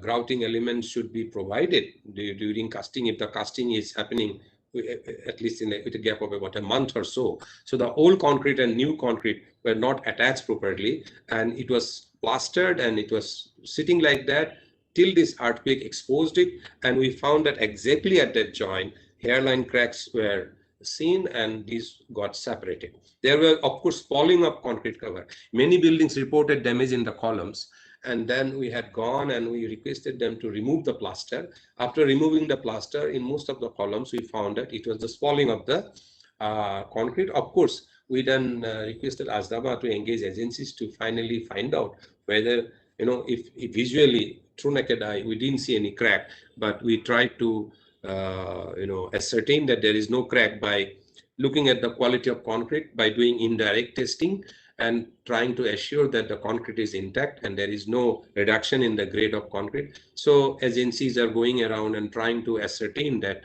there is no crack inside, at least. There were extensive diagonal and horizontal cracks in many brick wall in the upper part. The buildings in Guwahati are largely flexible because many buildings have been built in the past without shear wall. Because what was happening in the earlier building bylaw, that shear wall was not kind of allowed. We had to actually explain at that time that you must allow walls in the ground floor. When open ground story was allowed for parking, there was a restriction of raising any wall in the open ground story area. It was understood afterwards that having infill wall in the open ground story areas help to, get back the stiffness that we lose by opening it. So then again, it was allowed, shear walls were allowed, and then buildings with shear walls started coming up. But what is happening, many buildings don't have shear wall, which makes the building quite flexible. If the building is ductile, it can absorb it. But what is happening, because the building is flexible, that's why in the upper stories, many walls which are actually brittle cannot take that interstory displacement or drift. That's why a lot of walls are cracked due to the difference in displacement with the floor, with the frame and its own, own inability to absorb the displacement, they are getting separated. So this is one thing that we have seen.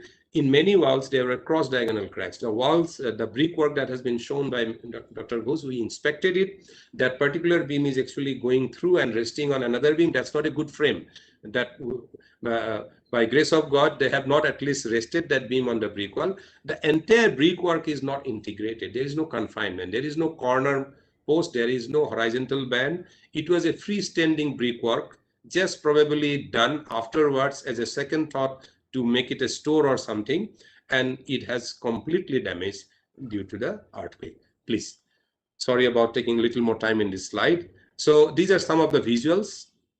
I have not shown all the photographs. I have withhold the location and name because we are drafting the report which should be published by ASDAMA. In all the slides, I am not naming the building, just for administrative purpose. So these are some of the buildings, like in many high-end sophisticated buildings where non-structural elements are too many, like a lot of glasses, and there are a lot of facade work, tiles on vertical elements which are not fixed properly, are not secured properly, actually has fallen off.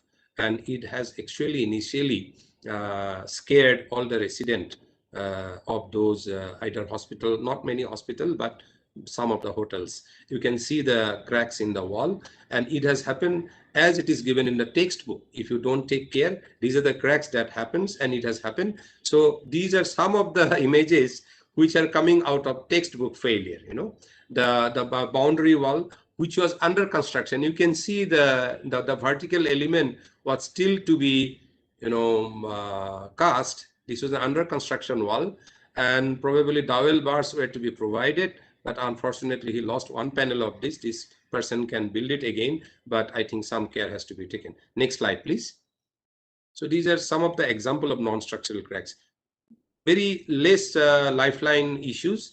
In Hosai, there was some problem with the power line. There was snap of power line. In Guwahati, the power had gone for 4 or 5 minutes, and immediately after that, the power was restored, and there was no failure of electricity, at least within the city.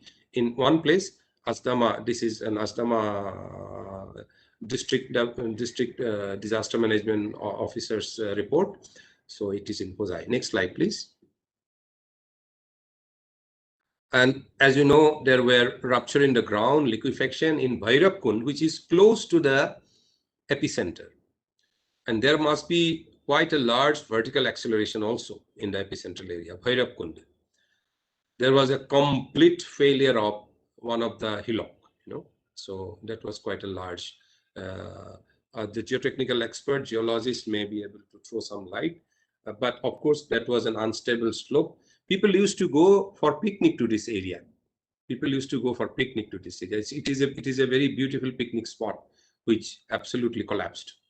It is close to the epicenter, within about few kilometers from the epicenter. Next slide, please.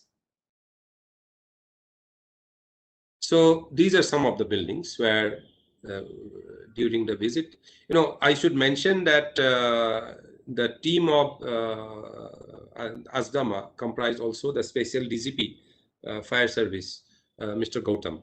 He accompanied with his team. The NDRF team, the SDRF team came. There was a complete mobilization to one of the apartment. The entire team arrived in that apartment. If any structural support is to be provided, people are to be evacuated. In that level, response was mobilized within an hour. But after inspection, we found that out of the 33 columns, 3 columns had some problem. Of course, they were in critical positions. We advised to prop up that area, and an agency is already working on jacketing this column after inspecting and grouting the crack, cleaning up the whole, debris. These columns are under retrofitting now. Next slide, please. Yeah. So the extreme left is a brickwork. You can see the bricks are exposed. Full total failure of the brickwork. It's a cross diagonal crack. You can see the duration was so long that it could take the building back and forth many times, causing cross diagonal crack. So it also says a lot about the might of this earthquake in Guwahati. And this building is on alluvium. This is just 2 blocks away from my own building. It is 2 minutes walk from my building.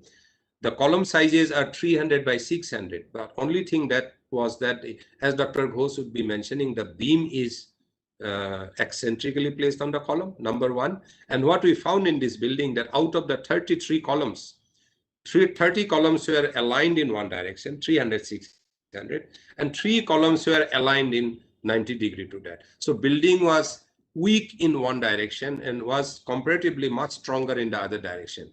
And these 3 columns are aligned in the direction in which it is actually weak. And these 3 columns actually tried to do its best to keep the building in position. They were overworked, they did their best, and they had a lot of injuries. After removing the plaster, we found that there is some crack inside the column. We are actually advising jacketing all these 3 columns at the earliest. Work is going on. Next slide, please. This is one of the non-engineered building. You can see on the extreme right photographs that there is hardly any confining reinforcement, and there are irregular placement of walls. And in this particular column on the right, you can see there is a full wall on the right side, and there is a wall with an opening on the left side, which is causing a lot of concentrated shear force in that particular location. Unfortunately, while we put the column to a lot of demand in shear in that location by not doing wall on other side fully, so there was a large shear force coming in that joint, and at the same time you can see there is hardly any confining reinforcement in that. So if you see the rings on the column, the hooks are missing, and the spacing was more than 250 mm, which should have been about 75 to 100 mm. So this is absolutely due to the non-ductile detailing and non-engineered building suffered damage the expected way.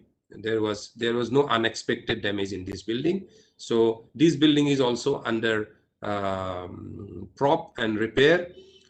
You can see on the left image that after the building finishes, they have also added additional CI sheet and all to extend the parking. What we have seen in this particular earthquake, that people are mostly working on their comfort and convenience rather than safety. What makes them comfortable, they're doing it. They want to park another car, extending it. Now they're realizing that all these irregular extensions are not so good for the building. Next slide, please. So this is another interesting failure in one of the building, where this particular column actually had a diagonal failure. It's a shear crack, I would say. And what they did, they took 4 columns, and after the building was handed over, the society created a storeroom here, and they connected 2 closely spaced columns with steel member. Imagine 2 columns connected by steel angles, and then they put galvanum seats. These seats are also quite stiff. So what happened during earthquake, these 2 columns with the steel connection, which was done later on by the society without any, we asked them who actually advised them. They said they did it without any engineering advice.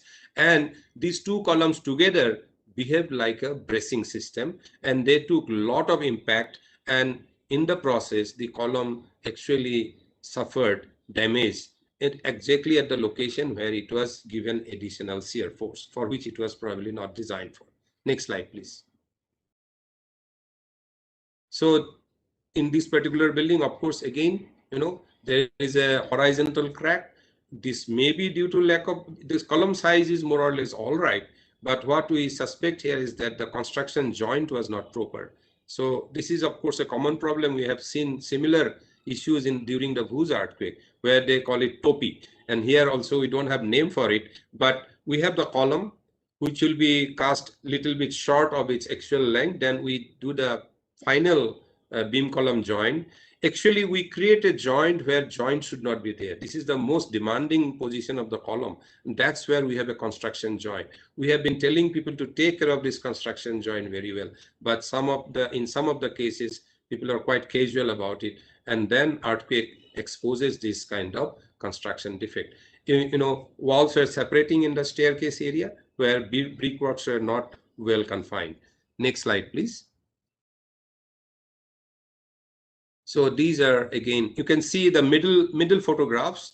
You can see that, you have a full masonry work coming down. Suddenly, there's an opening. Now, if you look at these two columns, these two columns are going to have huge shear demand in their location. So we are advising them to actually close this opening to keep the column safe for the next earthquake. Also, the weight risers and pipes were fixed so in such a non-engineered way that they're also causing, because when you have a large steel pipe for fire safety running along through the building, sometimes they are putting it in the wrong location. Those pipes are also actually transferring a lot of forces to the brickwork, and which are not done properly. Yes, next slide, please. Again, separation of the brickwork. We have said that they have to just check it. There is a little bit of pounding here. Extension is very close to another brick wall. So these are, we will not say these are structural damage, mostly separation of the brick wall from the structural member. Next slide, please.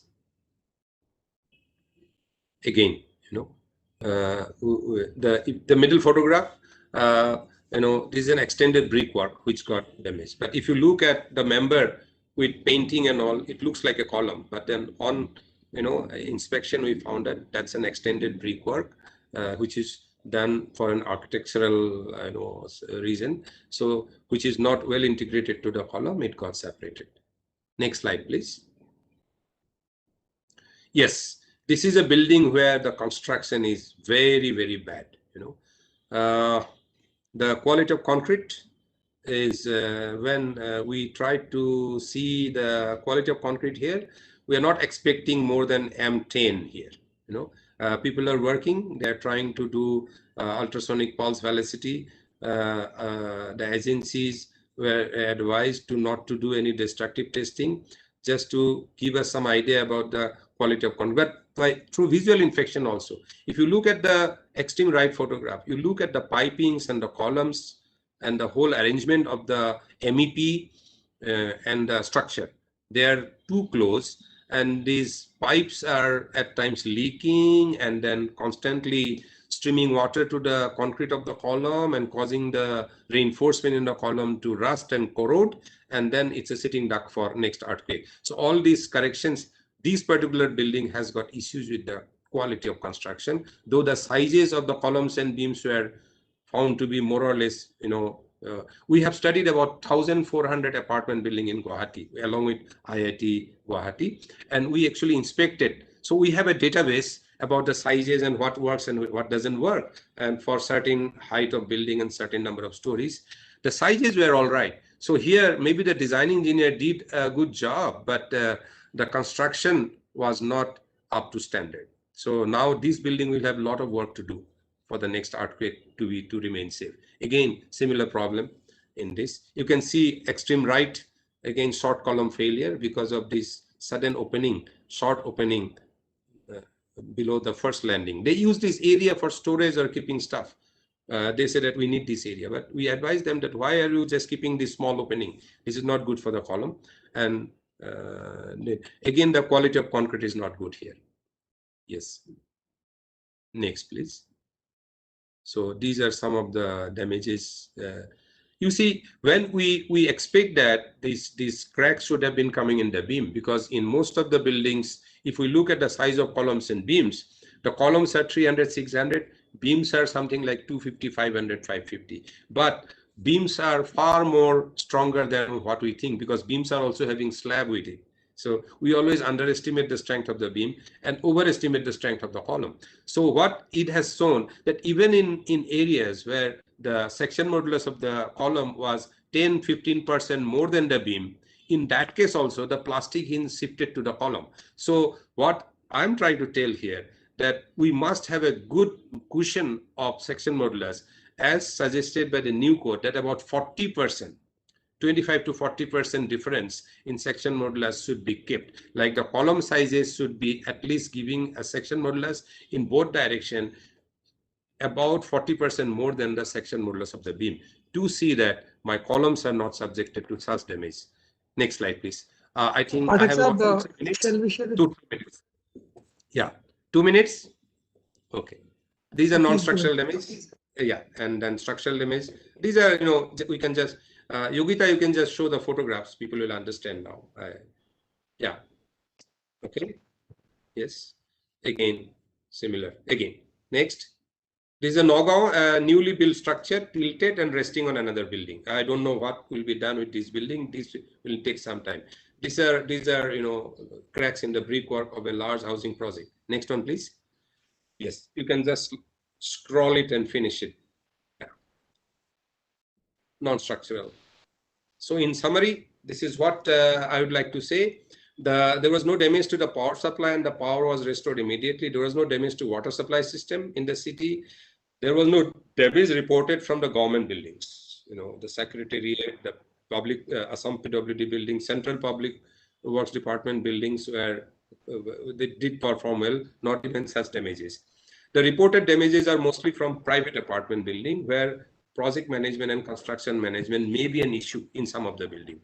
And out of more than about 100,000 building stock in Guwahati, about 20 buildings have reported structural damage, though several buildings reported cracks in infill walls. So this is in summary. Thank you very much. Thank you, Pathak Sahab, for nicely taking us through the various type of damages occurred in the recent earthquake. So we will take some questions towards the end, but definitely immediately one question coming to my mind is that how the hospitals performed. Do you have some information about the hospital performance as well? See, performance? In normal situation, we'd have been going to all the hospitals, and now you can see that we cannot go to the hospitals. But what I can tell you that all hospitals are functioning during and after the earthquake. Okay. That's a good news. Yeah. And as you know that ASDAMA carried out an extensive hospital audit a few years in 2012 we completed, and hospitals were sensitized about the safety, non-structural safety, mostly ICUs, and in some hospitals, in the pharmacies, the medicines they dropped, which we always tell them to secure with a string. Yeah. Otherwise, no hospital reported any damage. They are functioning well. That's a good news. Yeah. Okay. Thank you so much. We'll take some more questions toward the end. And sorry, sir, Sinha sir, for slightly running late in the show. So, Yogita, you can introduce sir as well for this turn. Thank you, Pathak sir, for your very nice elaborative ground experiences. Now we have Shri Anil Kumar Sinha sir. He's a retired IAS officer and a founder of Vice Chairman Bihar State Disaster Management Authority. As a founder, Vice Chairman of Bihar State Disaster Management Authority in the rank of Cabinet Minister, Government of Bihar Patna, he established the ethos of the organization, lending it vision, goals, and leadership. Mr. Sinha has extensive experience and knowledge relating to disaster risk reduction, including issues of environment and climate change, with public policy analysis and programming. As a Joint Secretary in charge of disaster management in Government of India, he handled major disasters such as Odisha super cyclone of 1999, Bhuj earthquake 2001 in Gujarat, and several others. He was a member secretary and high power committee of disaster management setup at the behest of the Prime Minister. Earlier, he also founded National Institute of Disaster Management, Government of India at the National and International Recovery Platform, IRP, UNDP in Kobe, Japan at the global level. In recognition of his exemplary service, he was handed over the key to the city of Kobe on behalf of Governor of Kyoto Prefecture in Japan. Sir, I welcome you for this webinar on our lecture of talking about the administrative concerns, relief to early recovery and its way forward. Over to you, sir. I welcome you. Okay, thank you, Yogita. Thank you, Dr. Amir Ali Khan, and thanks to NIDM. Namaste and good afternoon to everyone. I think it's been a very, very rich, informative and educative discussion from three very, very prominent professors, you see, and maybe four, including Dr. Amir Ali Khan. I'm happy to be taking part in this. I'm grateful to NIDM. Now that we are already actually at 1:30, which was the end time of this webinar, I think I'll try to be short, precise, you see. I don't have a presentation, but I just make some points, you see. One is that the early recovery has been mentioned, you see. Now, early recovery in a way starts immediately after the event takes place, you know. But I'm not going into the response, you see, which takes place, which has to take place immediately after the earthquake event. I'm not going into medical relief and things like that, you see. But then early recovery means that, you see, just to give one example, that of course this one luckily was a rather very moderate kind of, yes, people over there, as the speaker said, they felt it, but in terms of the damage, loss of life, etc., we can see that, well, it was just a disaster, you know, earthquake which came and rang the bell that look, you see, I'm here and I can come anytime, it can be bigger, so better get prepared. So I'm very happy that, you know, with these presentations, a lot of lessons have come out, you see, and the whole pattern of damage, etc., all that. One of the things in terms of early recovery which starts happening, you see, maybe not typical in this case, you see, but I'm talking of a bigger events, is relates to, you see, the habitation, the shelters, you see, you know, because a lot of people, if there's big damage, you see, like Bhuj earthquake or earthquake in Haiti in 2010, or other earthquakes, or the previous earthquakes in Assam, you see, 1897 or 1950 or 1934 earthquake in Bihar and Nepal border, you see, which was more than 8 on the Richter scale. And then whole of North Bihar, believe it, whole of North Bihar was affected, and many towns like Darbhanga, Munger, they were practically decimated. And I'm talking of 1934. So Gandhiji, Dr. Rajendra Prasad, Pandit Jawaharlal Nehru, and many others have got involved into the post, you know, earthquake kind of a scenario in terms of mobilizing relief and everything. Now, so shelter becomes one of the early recovery concerns, you see, because you see, like the earthquake which happened in Kobe in January, 17th January, you see, or the earthquake, Bhuj earthquake, which happened on 26th January, you see, in the morning. Now, those are winter months, you see. Those are severe peak of winter, and people in thousands and lakhs have lost their houses, they are destroyed, then they can be out in the sky, you see. And then the administration has to, which is already under tremendous pressure, you see. I mean, talking of the pressure, it's very difficult to describe. There's a local pressure, local population, the state government is on you, see, the national government is there, the international, you know, media that is there, all kinds of NGOs. In Gujarat earthquake, maybe 300 NGOs were there, you see, more than 300. So the local administration trying to coordinate them, etc., all those things, they become very, very big issues, you see.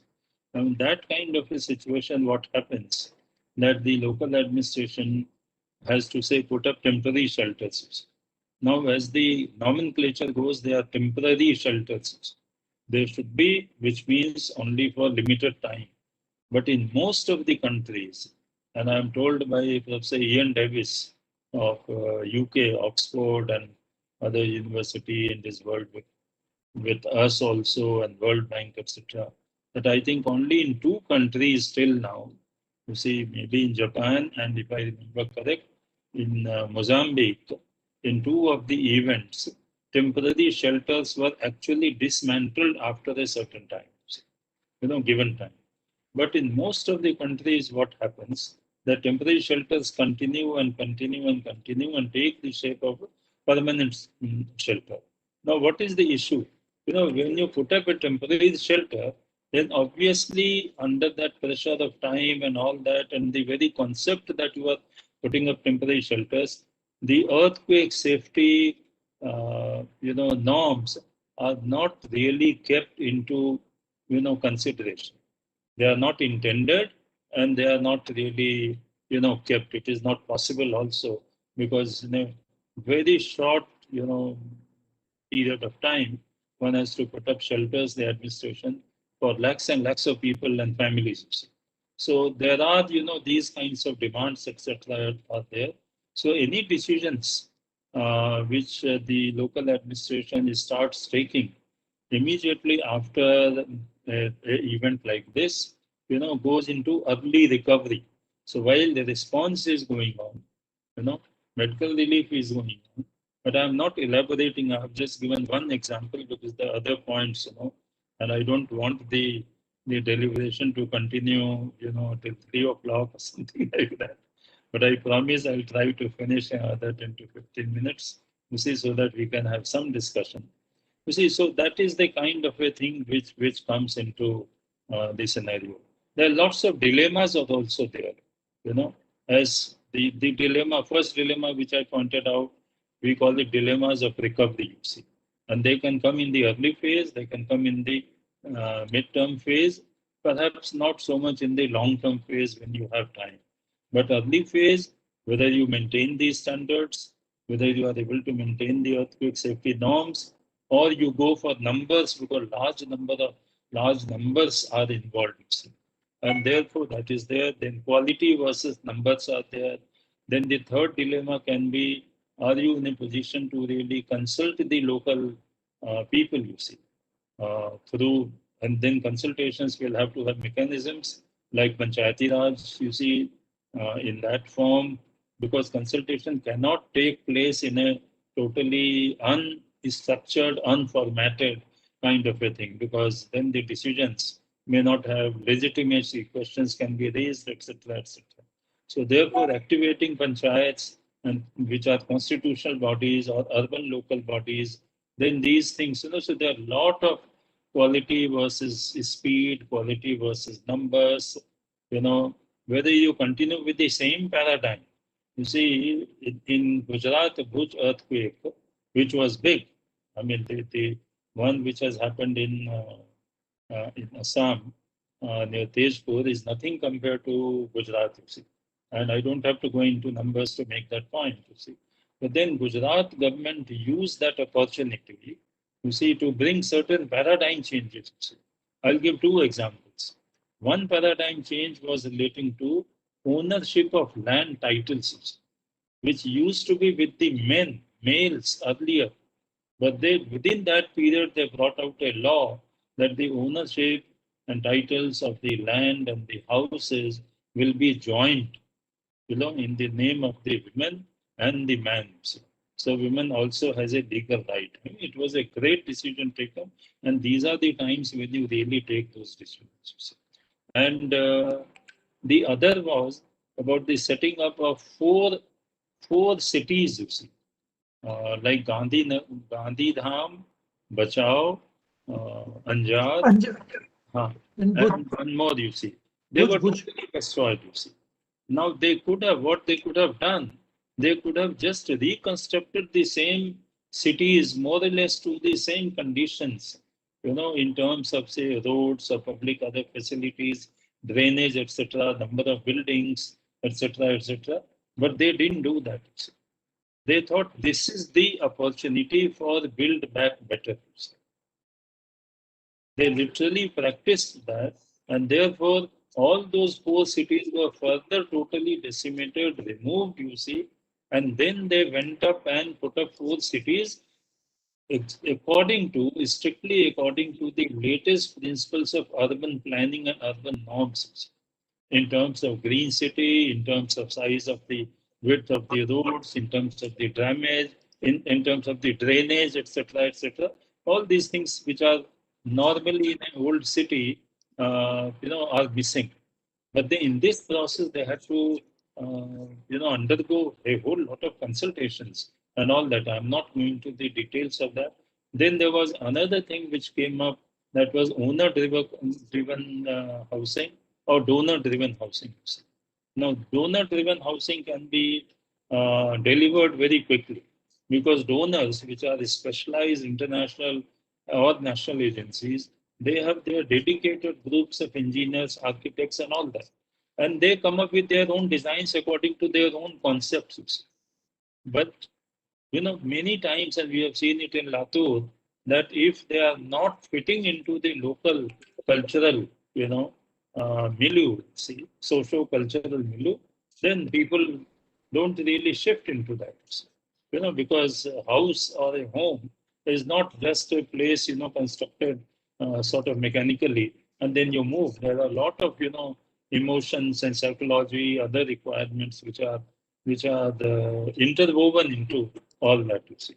So that is why you see, but then owner driven, you see, by the very name that it is driven by the owners, requires consultation, and therefore requires patience, therefore requires process, and therefore requires time. But then that becomes difficult, you see. But then difficult choices have to be made during these times.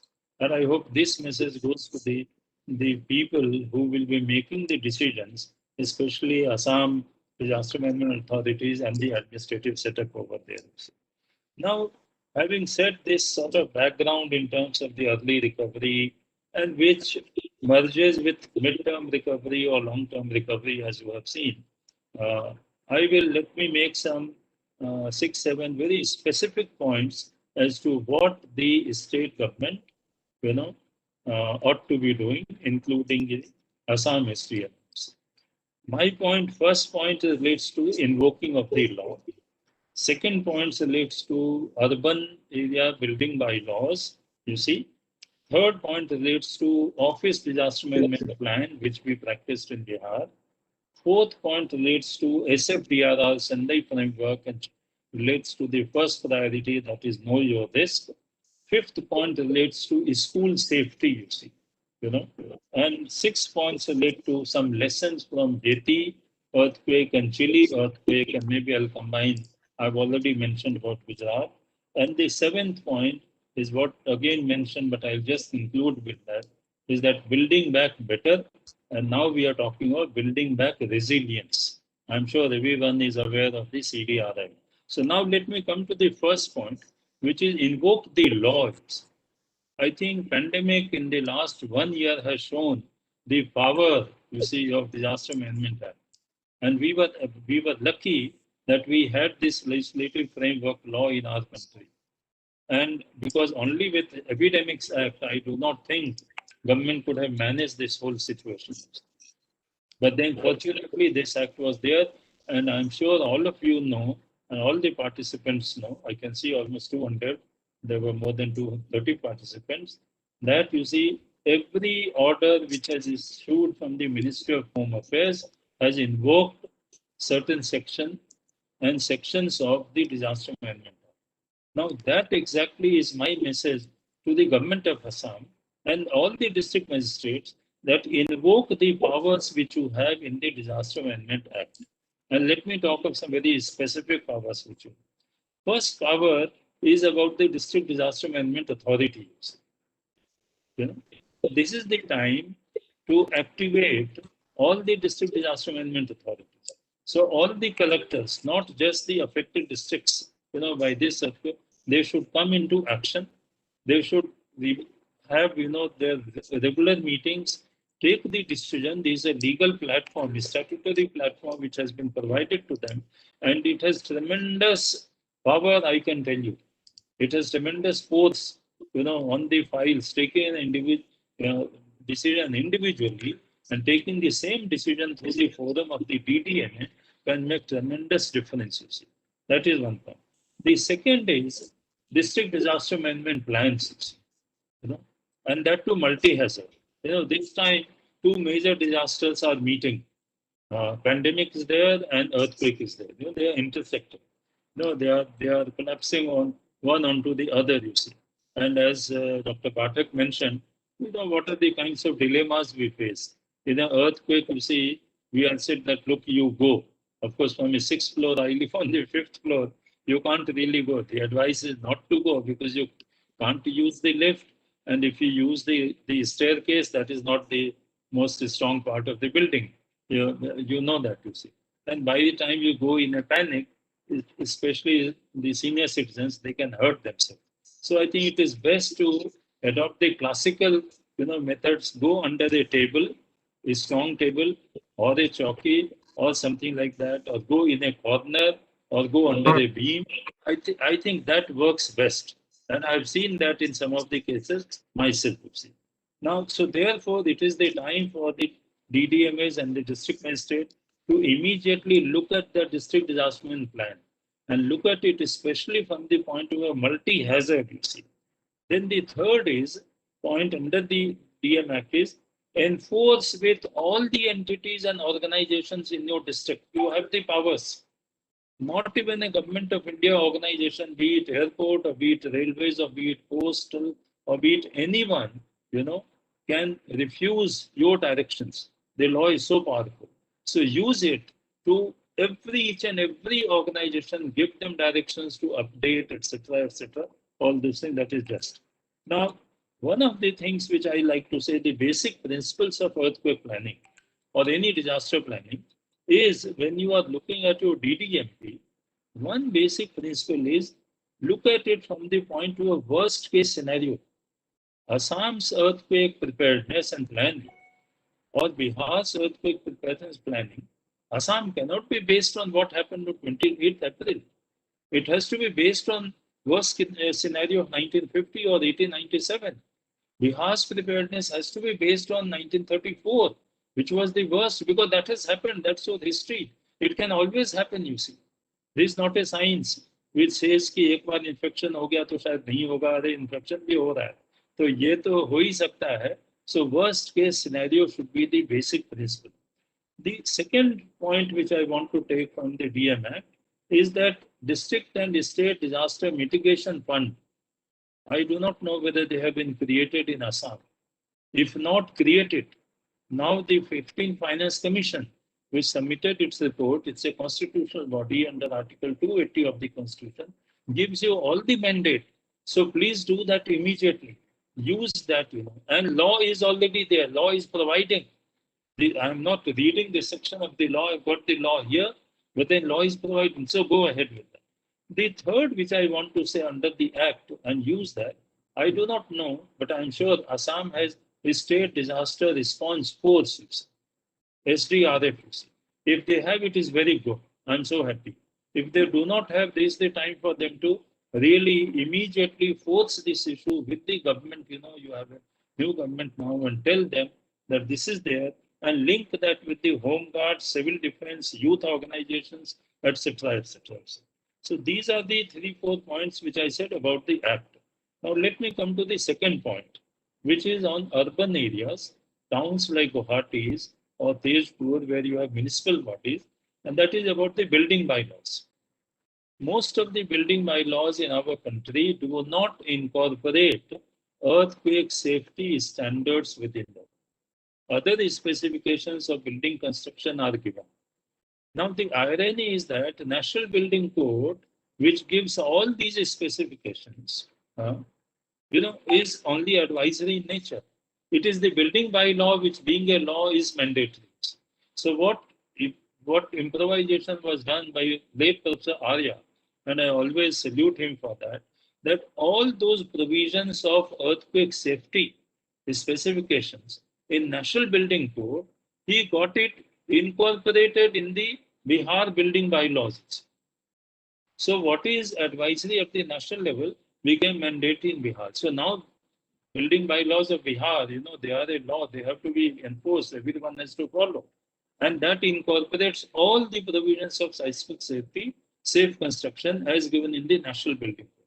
So kindly, Dr. Pathak, kindly advise your, ASDMA people to adopt this. If the building bylaws do not have it, kindly do it. I think that will take care of the techno-legal regime, which was talked about. The third point, which is short point, is about ODMP. We are all from NEHU and government organizations and collectorate and all that, but every office must have its own disaster management plan. If you don't have your own disaster management plan, your building gets, like Bhuj earthquake, the collectorate got, destroyed. Now, in a way, morally, people can say, collector साहब आपका तो collectorate आप संभाल नहीं पाए, आप बाकी district को क्या संभालें? I think his model point में strong point भी. So therefore, enforce a concept of ODMP. This was done in Bihar.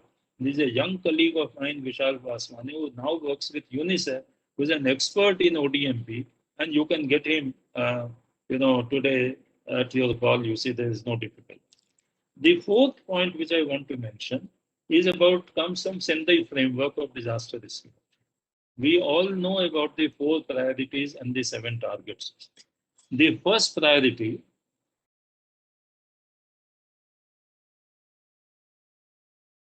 I'm sure all of you remember, is know your risks.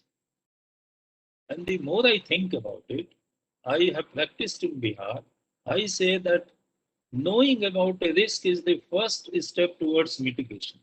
If you or I do not know about a risk which is right now around us, or getting creative, can you or I take any mitigation measure? Nothing, because we don't know about it. If someone behind you or behind me is trying to hit me, unless until I know about it, how can I save myself? So therefore, know your risk is the first step, sure step towards mitigations. And therefore, public awareness and education. People have to know, each and every one has to know what is the risk. People in Tejpur should know what is the risk, what does it mean. Earthquake, they would know. But what is the possibility? If they were to get instead of 6, 7, 7.3, and we know from one point to another point on the Richter scale, it is 33 times more stronger. It is not just moving 1 point. And if you move two places, then it is 1,000 times stronger, you see. So I think people need to know what is the seriousness, what could be the impact on their buildings, because all these things which Dr. Pathak, you were showing, that people are putting, shades, etc. for car and all. So they are only going by their convenience and facility, not by the safety. I think that concept must be removed, you see, by public campaigns and campaigns and campaigns, you see.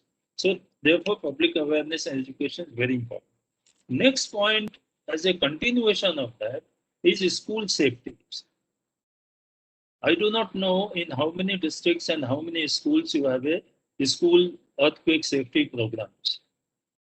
NDMA had started, I'm sure all of you know, a program of National Seismic Safety Program, NSSP, of 23 states, 2 districts, and 200 schools in each district. We had a lot of problem, you see, with that. In terms of, it was a very good scheme, but how do I choose 2 districts out of 38 districts in Bihar?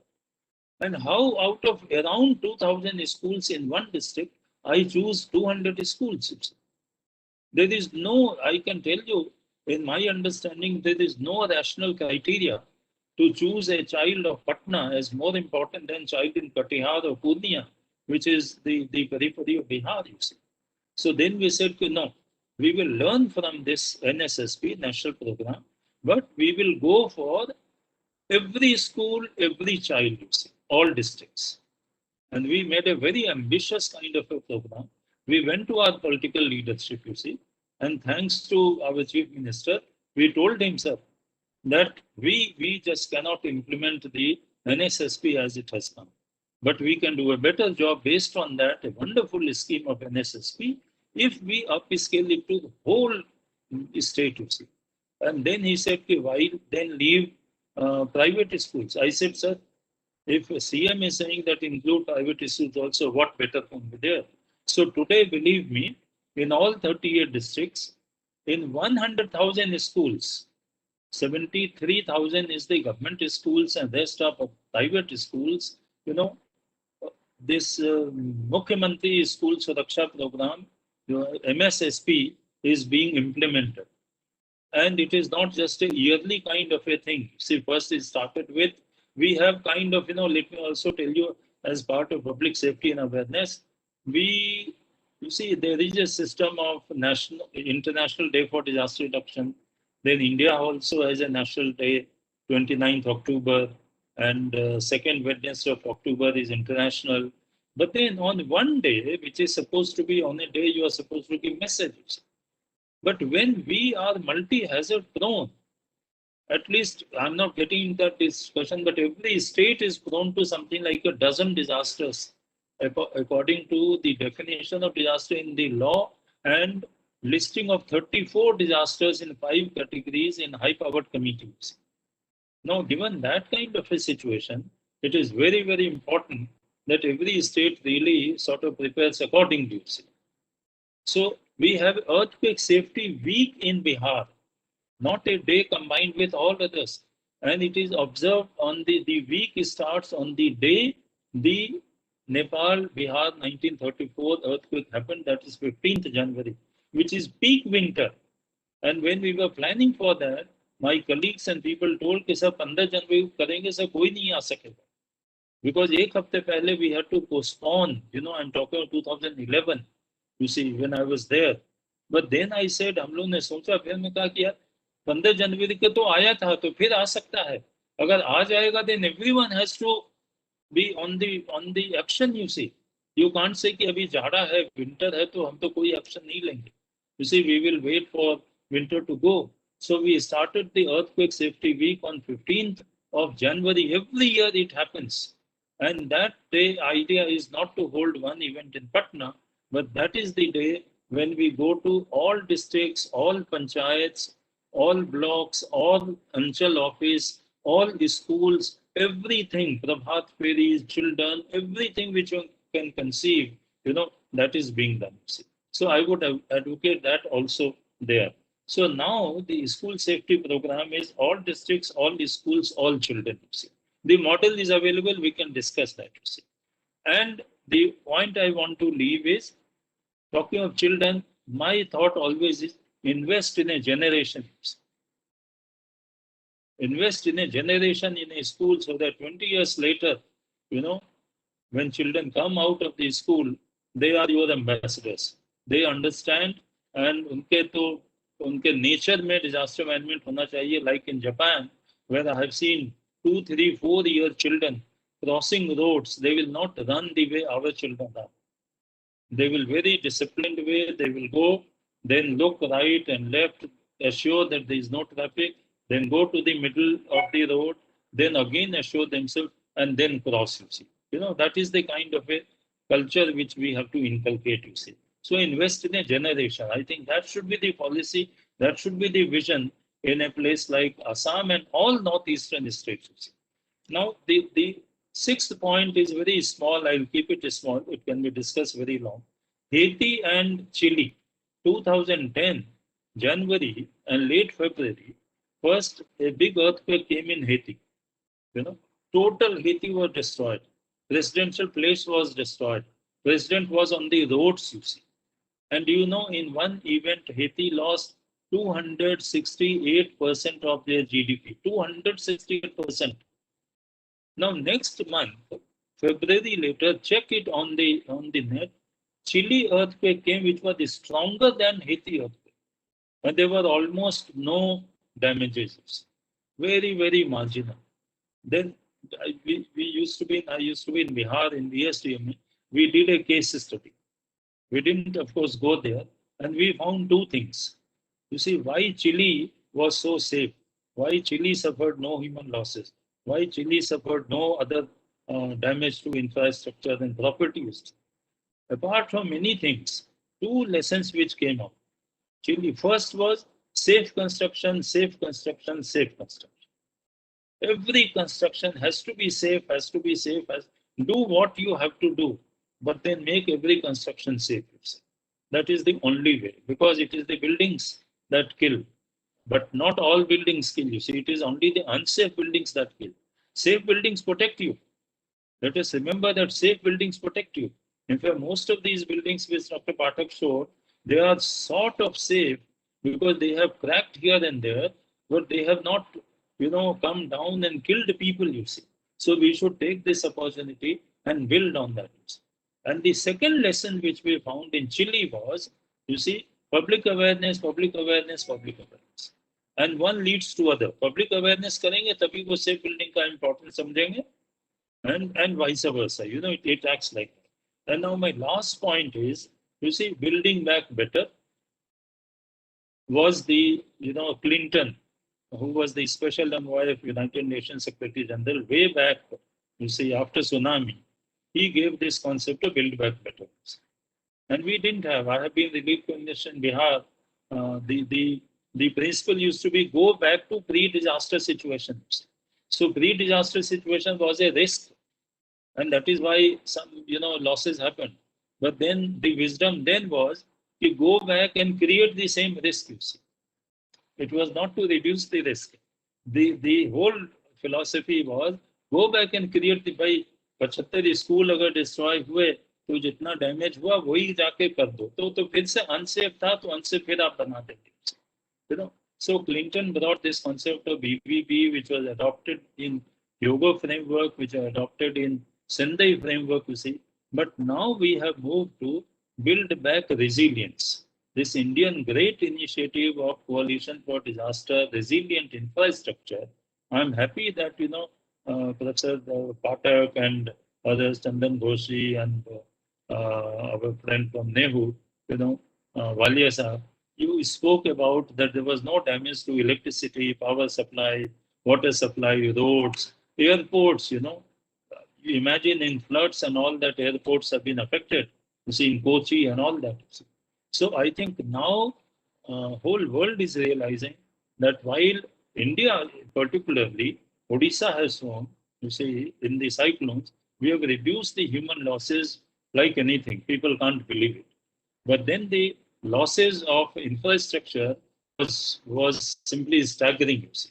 So that is why my last point is, and therefore I close this by again pleading what I said in the NEHU, Northeastern Council, must establish earthquake engineering department in NEHU or wherever you do. That will help you in promoting building back resilience. The second is center of excellence, you see. Like IIT Roorkee has got a center of excellence, because earthquake engineering department will look after the engineering aspects, but center of excellence in disaster management mitigation will be more comprehensive, you see. You can also think of a third example like earthquake safety clinic, which I learned from Nepal, Kathmandu, and then we established in Bihar, you see. So thank you very much. I close here with this. I know maybe I took more time than I intended, but I think the discussion has been very good and very animated. And thank you, Amit, for organizing this. Thank you so much, sir, for enlightening us like anything. Like you mentioned two examples. I just recollect that Anjar town in 1956 was completely destroyed. And again, the cycle was repeated in 2001. So some well-established examples are there. And then you mentioned about the South American examples from Peru, Chile, and all those things. So you see the indicators like transparency index. So Chile and Peru are much higher than the Haiti and then our part of the world as well.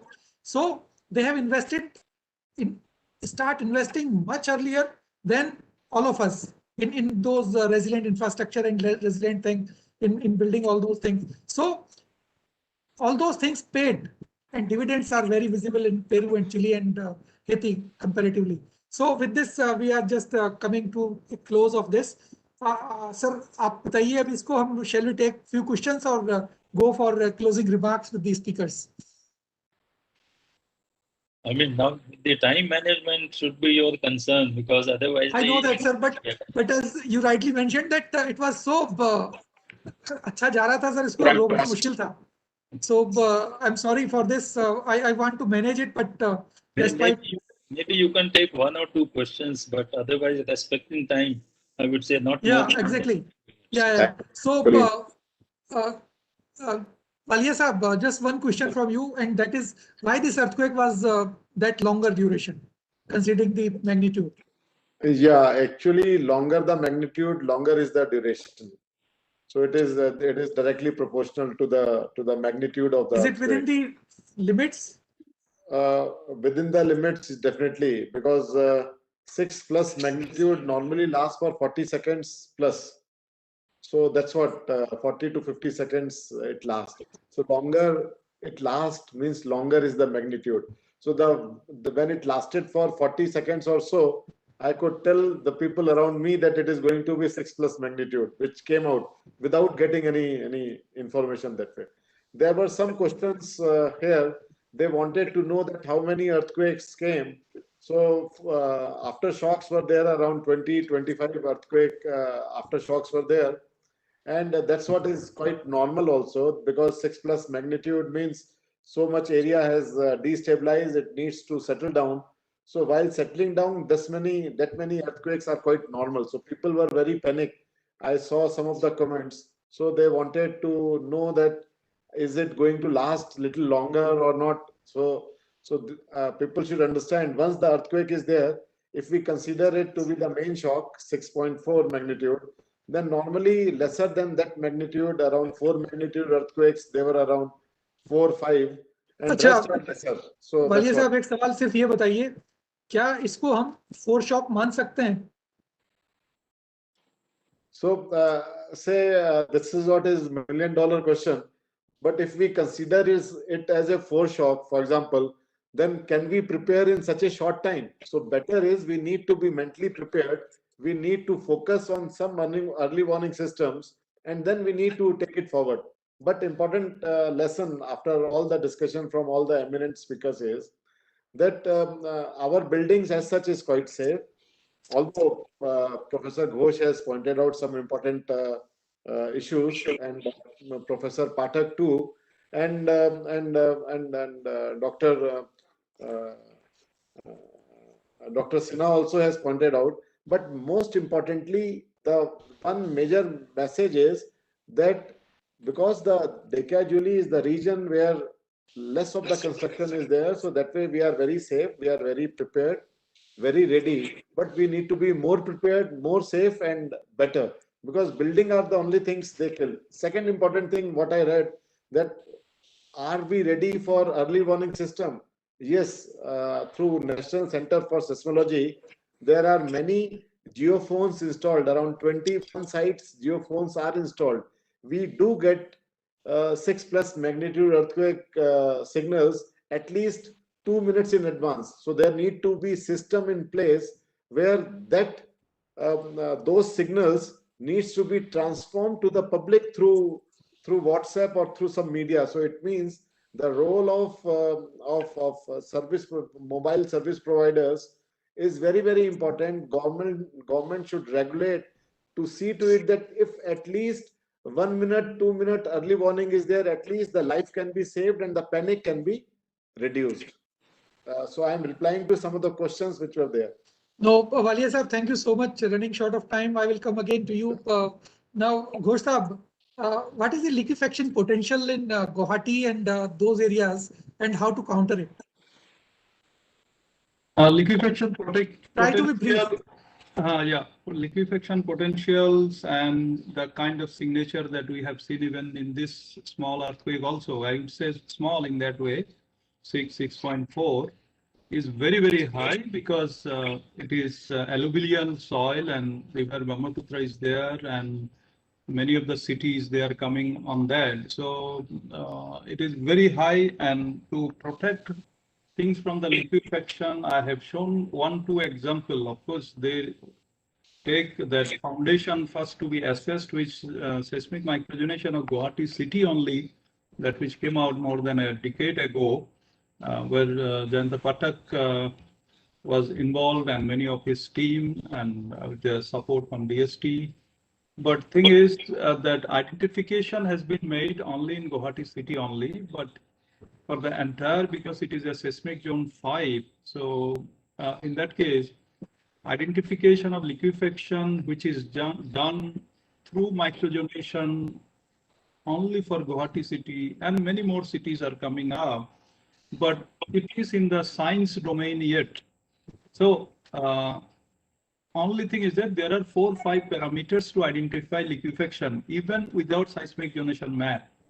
First thing is that identification is very much scientific, because water table has to be nearby the slope and nearby the ground, and also it has to be sandy silty, and also that epicenter is within say 100 kilometers or something. So all these things are very much present over there. But to save buildings from the liquefaction, first whenever we are going for the foundation for any building, new building or even old building, just simply one way is to compact the soil.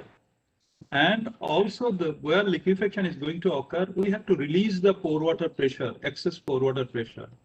That can be done in the last 2 decades, not by sand piles or anything. Entire area that we can install some of this sand drain, or it is called PVD drain. So vertical drain, which have to be installed there to release the pore water pressure. Now, to install this drain, there are several companies are there, and these materials are readily available, at least for particular to the buildings where we are making. We have to improve the foundation, or rather densify the foundation, or even in places where before making the foundation, we have to install this drain, this PVD drain at say 2 feet center to center or 3 feet center to center, so that whenever earthquake vibration occurs, they will release the excess pore water pressure. That will be the primary protections that can be given to the building in any places in the entire north. Thank you, Ghosh. Pathak Sahab, it seems that we have passed the test of 6.4 magnitude earthquake with minor damages here and there. But are we ready for a bigger one, which is quite probable in that region, considering the history and the seismicity of the region, with the same construction practices? And if number one, number two, how to improve the performance of built environment for that big one? See, we cannot extrapolate this performance to a larger earthquake, as you know. A larger earthquake would be many times larger than, as Sinha sir has said, it would be 33 times every magnitude. So let me tell you that when we go to this building stock, we find that overall performance of the entire building stock as on today was satisfactory to some extent. Whether we are ready for the worst scenario, see, just to inform you that we just concluded in 2018 a complete study of earthquake loss estimation, taking help of Mercer, which was funded by ASDAMA, and we have created 18 scenarios, including 1897 scenario, and we have estimated the probable damage to the building stock in Guwahati, and which is with ASDAMA, and we were about to look at this loss estimation and do a build back better, or as Sinha sir has said, build back more resilient. But, as I told you in the beginning, the COVID has delayed this whole, initiation.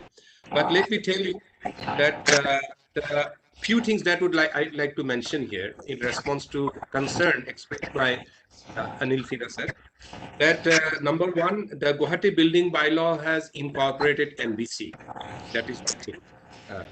Yes, sir. Guwahati building bylaw actually initially about more than 25 years back included all the IS code, but in the last modification has made NBC as a part of the building bylaw. So anyone designing building within Guwahati, not designing as per NBC, is penalized.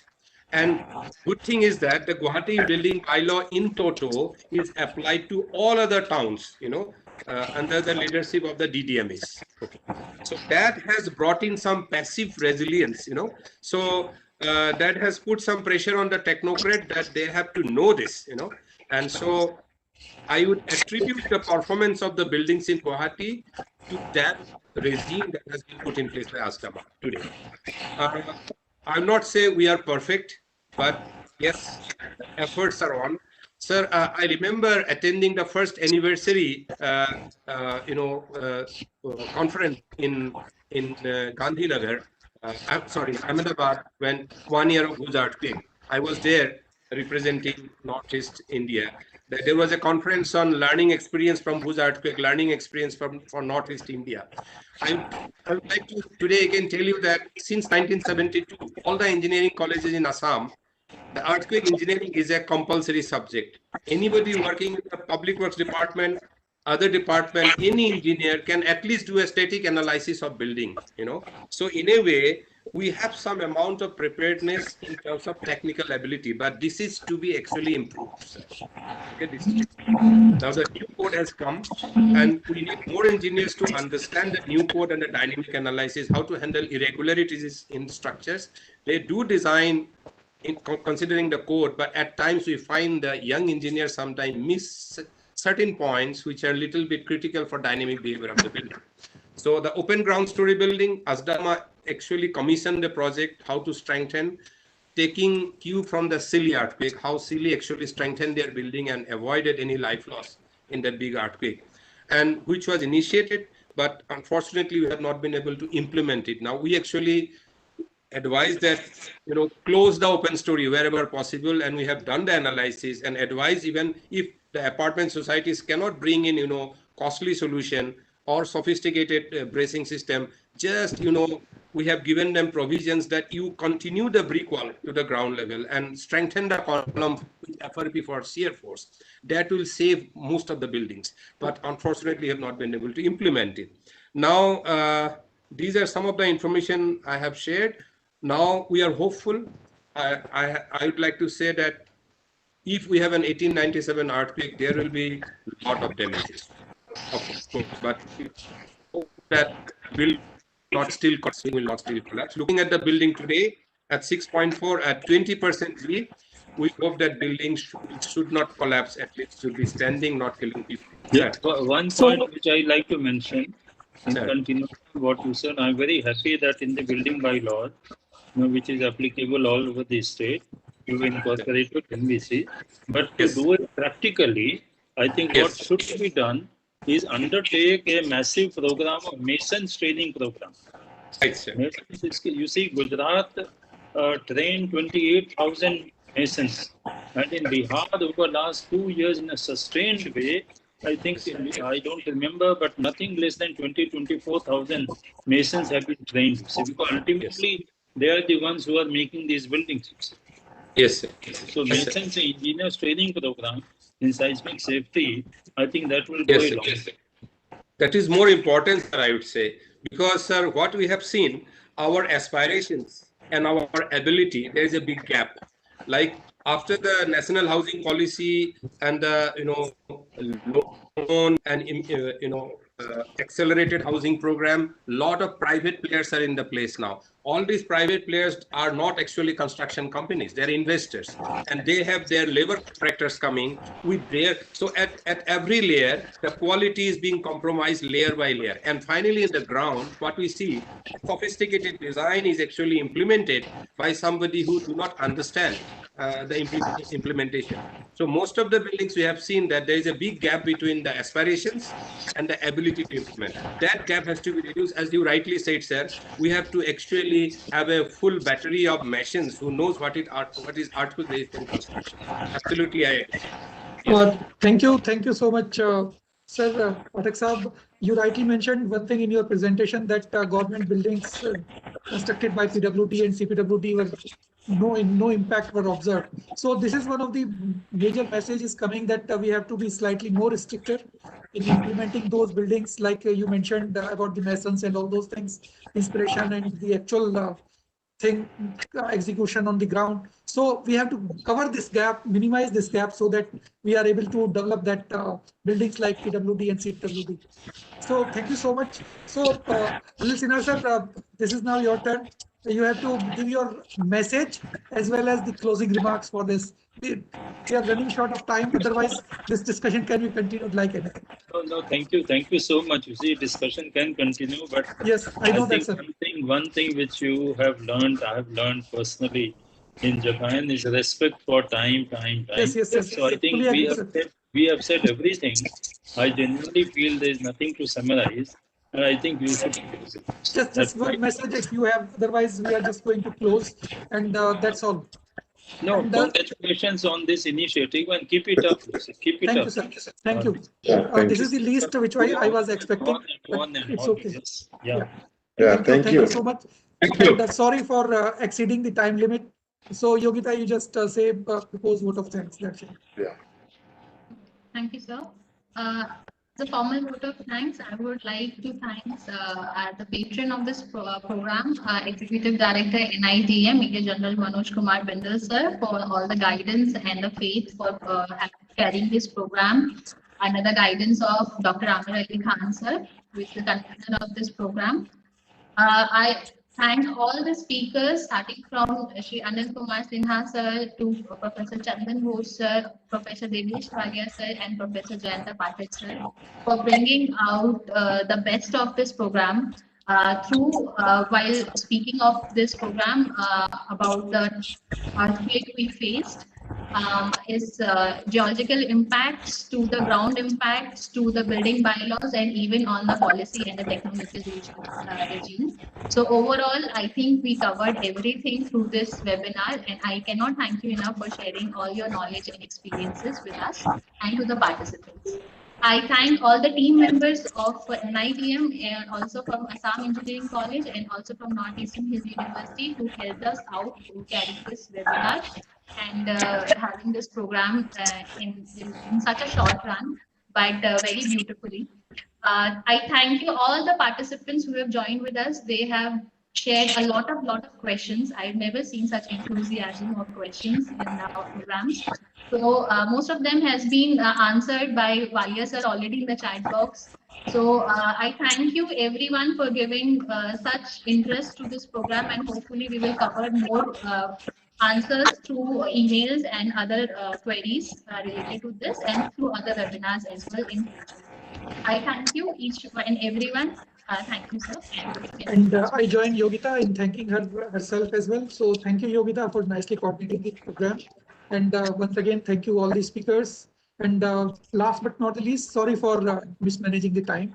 So, but I think I still, it's okay, sir.